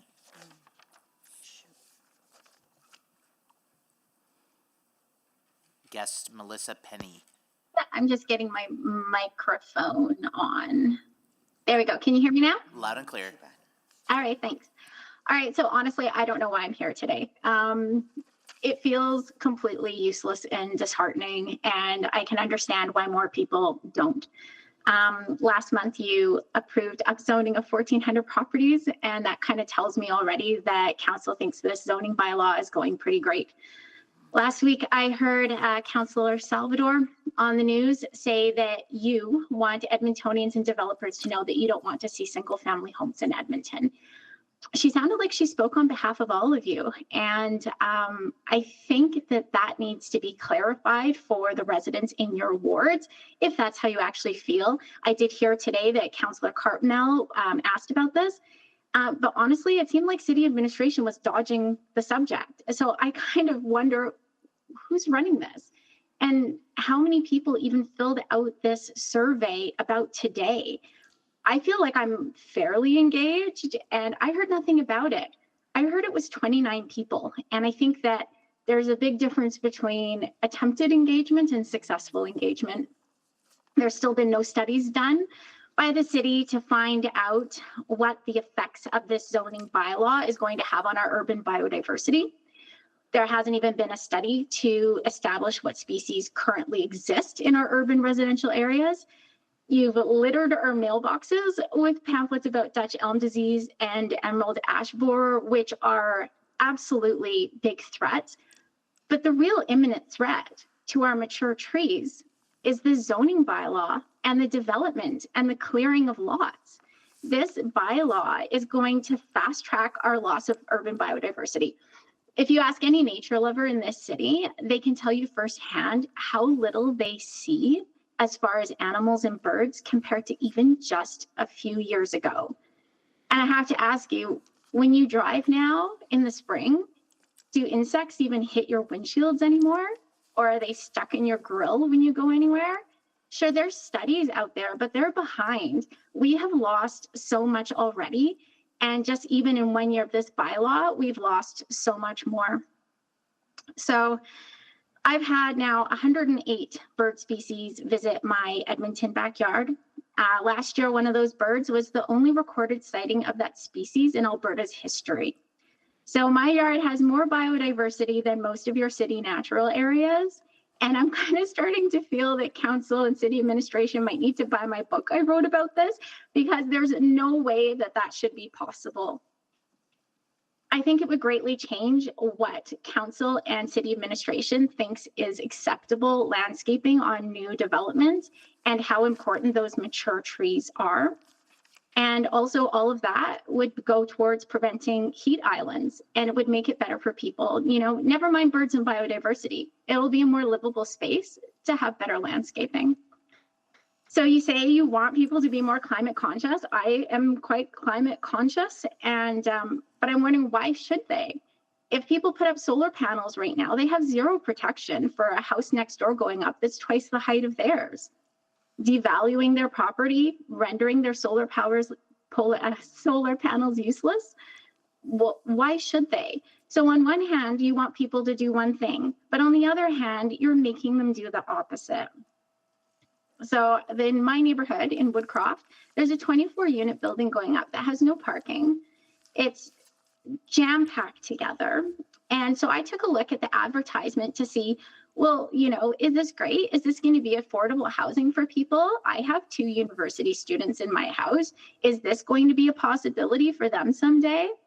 But when I looked, it was all marketed towards investors, and what a great opportunity it was. And we all know that the word opportunity when you're talking to an investor means money. It does not mean residents. It is not for improving our neighborhood. It is not for the betterment of Edmonton. It is simply to put more money in their pocket. And yes, of course, that 24 unit has absolutely no room left for any meaningful landscaping that supports biodiversity. So this bylaw as it stands is taking away from what makes Edmonton beautiful. We're losing our trees, our biodiversity, our heritage. And I want to know which one of you is going to actually stand up and forget who paid for your campaigns and actually take a stand for Edmonton and preserve what we have left.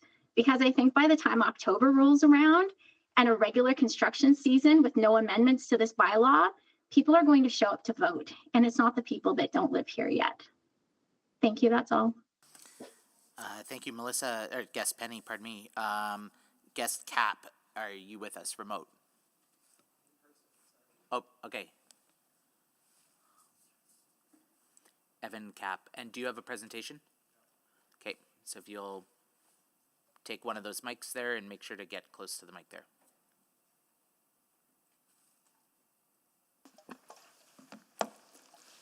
Apologies for that. Can you tell I've never done this before? No worries, you have 5 minutes. Just speak close to the mic. Absolutely. I just want to speak briefly for my support for the zoning bylaw. And as a young person who's fallen in love with this city, I hope to someday set my roots down by owning a home and starting a family. However, it's difficult for myself and others in my situation to not despair at the current state of housing in this country. And I often wonder if I'll ever be able to afford a home in Edmonton, yet alone in a neighborhood I'd like to live in. However, this bylaw gives me hope that the city is serious about not just addressing our current housing crisis, but the many other issues that stem from the way zoning is typically practiced here in North America. Gives me hope that the city is on the path to financial stability, as we know low-density neighborhoods are sometimes not physically sustainable long-term.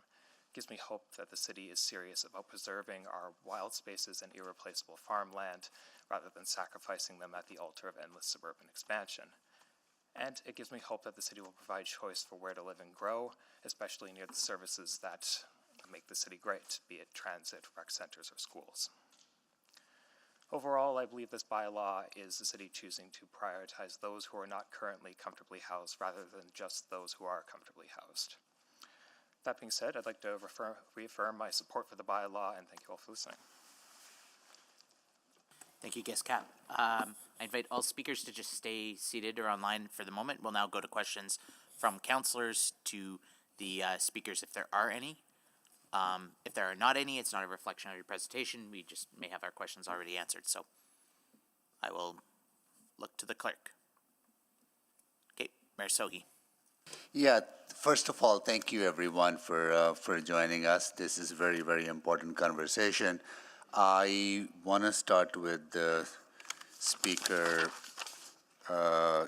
Keith Foster. Oh, can you please come down to your spot? Chair, can you stop my time, please? No. Okay. Sure. Yes, if there's any other speakers who took a seat in the assembly, please do go back in case you're called on. But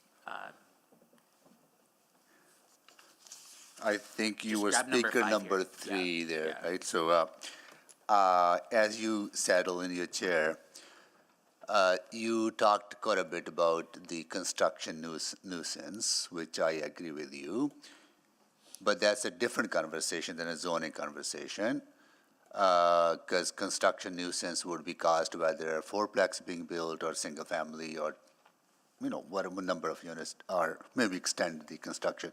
So are you seeing any enforcement in your neighborhood around construction standards? You're not, right? And I have phoned in a particular home in my neighborhood 3 times regarding garbage spilling outside of the protective barriers, and the lady was nice as pie on the phone. Nothing happened. Mm-hmm. And you have phoned and you have contacted the city as well. Okay. And Okay, they have responded that it would be looked at, and no change.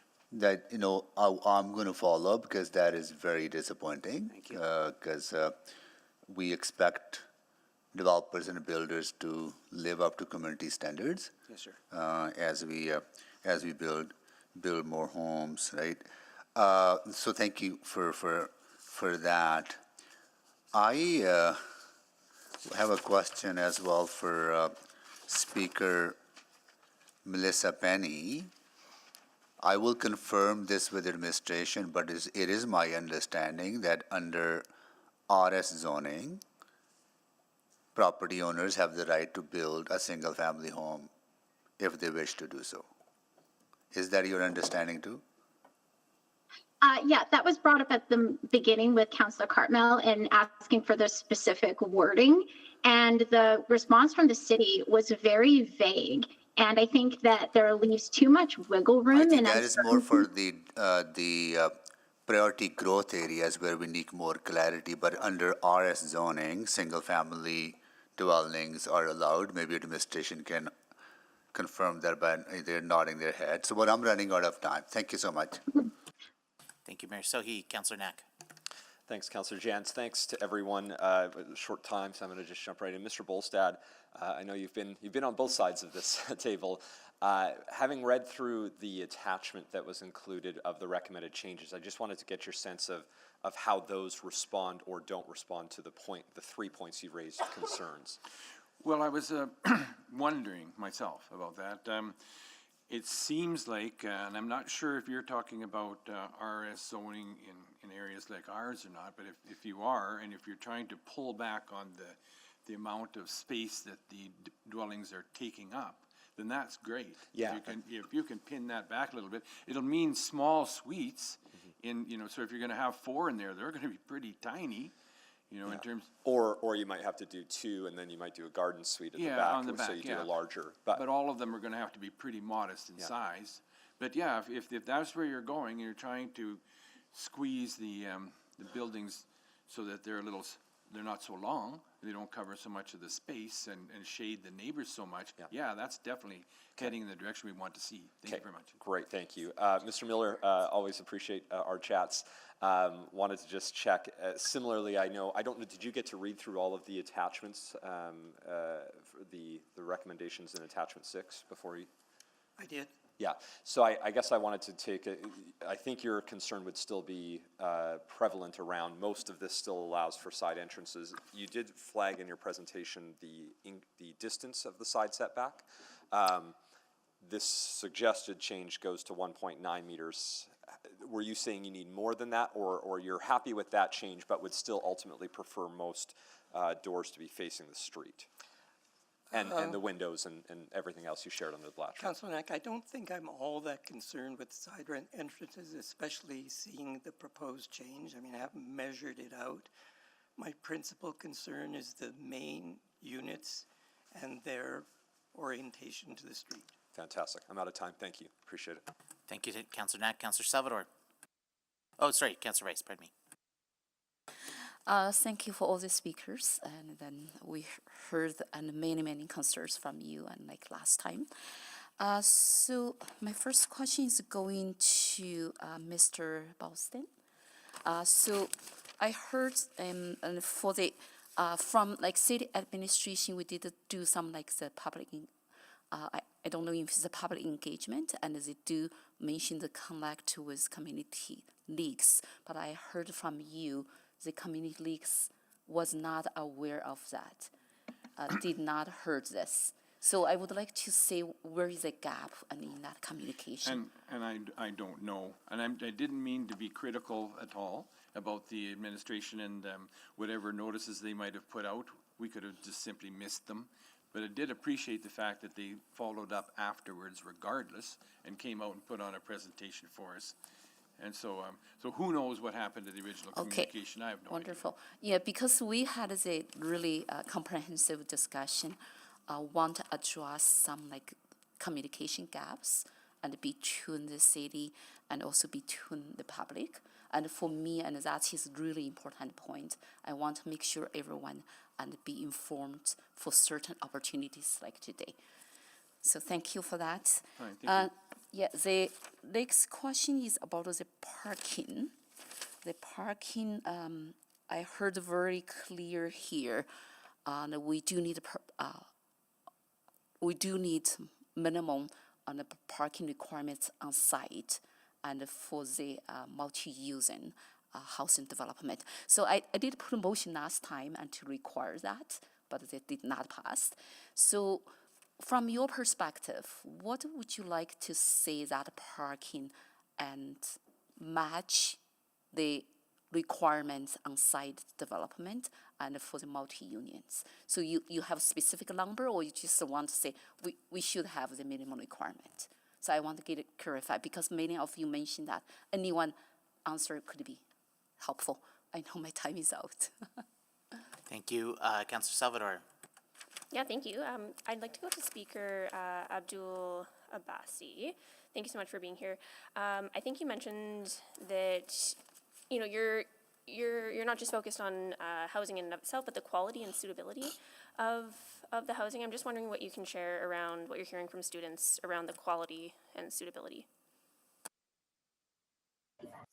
Thank you so much, Councillor, for the question. I think when it comes to the quality of housing, something we are hearing from students, especially when it comes to students who want to live near the post-secondary institution, that again, the housing, they're living in basement that are not where they want to live.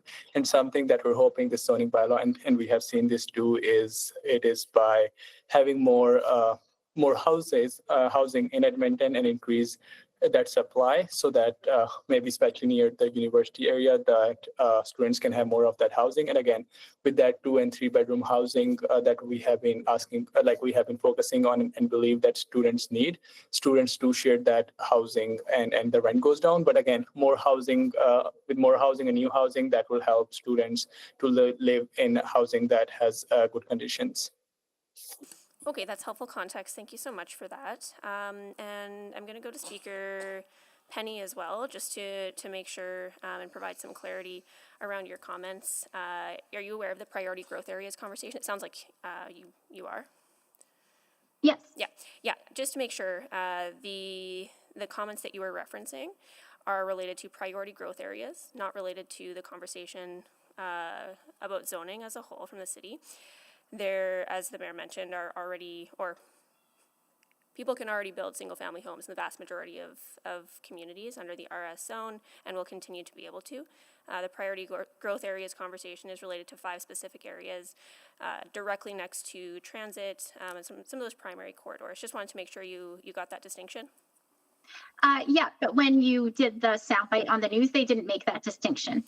And there was a clip that was circulated that didn't have that context. Thank you. Excellent. Thank you. Any other committee members or councillors wishing to speak? Hearing none, I'm going to take a round then, if I may. Guest UB Fonzie, question: does your registrar at Grant MacEwan provide you data on how many students live at home versus how many are not? Our registrar does not provide this information. Okay, that would be interesting, especially as we look at future growth projections. I'm not sure if you're able to get that. And I guess question for Guest Abbasi, same question. Does your registrar provide you data on how many students live at home or not? Do you know? Councillor Jens, we do have some of that data for when it comes to first-year students, but we have shared the data with the city that we got from registrar's office in terms of where students were living in 2013 and where they're living now, and that from 3-year intervals, so like 2013, 2016, 2019, and we have seen a lot of students moving, again, more close to the post-secondary institution, but again, we have been having those conversations with the city, is like, why are students moving to certain areas? So we do have some data, and that has been shared with the city. Okay, and Guest Maymar, if I can just ask you a question quickly, you said you are aware of and in support of the residential infill working group suggestions.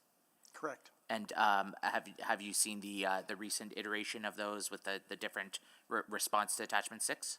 Yes. And okay, and would you say that is broadly shared or also supportive by some of your neighbors? Those suggestions? I wouldn't say broadly. Okay. Yeah. I'm gonna call it here then on my time, and seeing no further speakers because it's 11:54, we'll have to set up the next panel. Clerk, would it be better if I read in the names now so that people can come and take their seats after when we reconvene at 1:30, or? I think it would be helpful if you read in the names with their number, and then when we reconvene at 1:30, they'll know where to go. Excellent. Well, I'd like to thank all of the speakers in panel 1, and on a personal note, I know these are very, very tense conversations and very, very important, but I just really commend everyone for the level of decorum and kindness that everyone is showing here today. We're being tough on the problem, but not tough on each other, so thank you. The next panel is going to be panel 2. Number 1, Jan Hardstaff. Number 2, Jennifer Faulkner. Number 3, Victor Liefers. Number 4, Christine Watts. Number 5, Sean Sedgwick. Number 6, Mauricio Ochoa. Number 7, Jeff Booth. Number 8, Brett Bombach. Number 9, Joe Spellisy. Number 10, Matt Girardo. Number 11, Michelle Peterson. Number 12, Paul Lani. Number 13, Lindsay Butterfield. Number 14, Elise Shillington. And number 15, Tyler Gabbert. So we will reconvene at 1:30, and if you have any other questions, the clerk will be here just before we reconvene. Thank you all very much. Have a great lunch.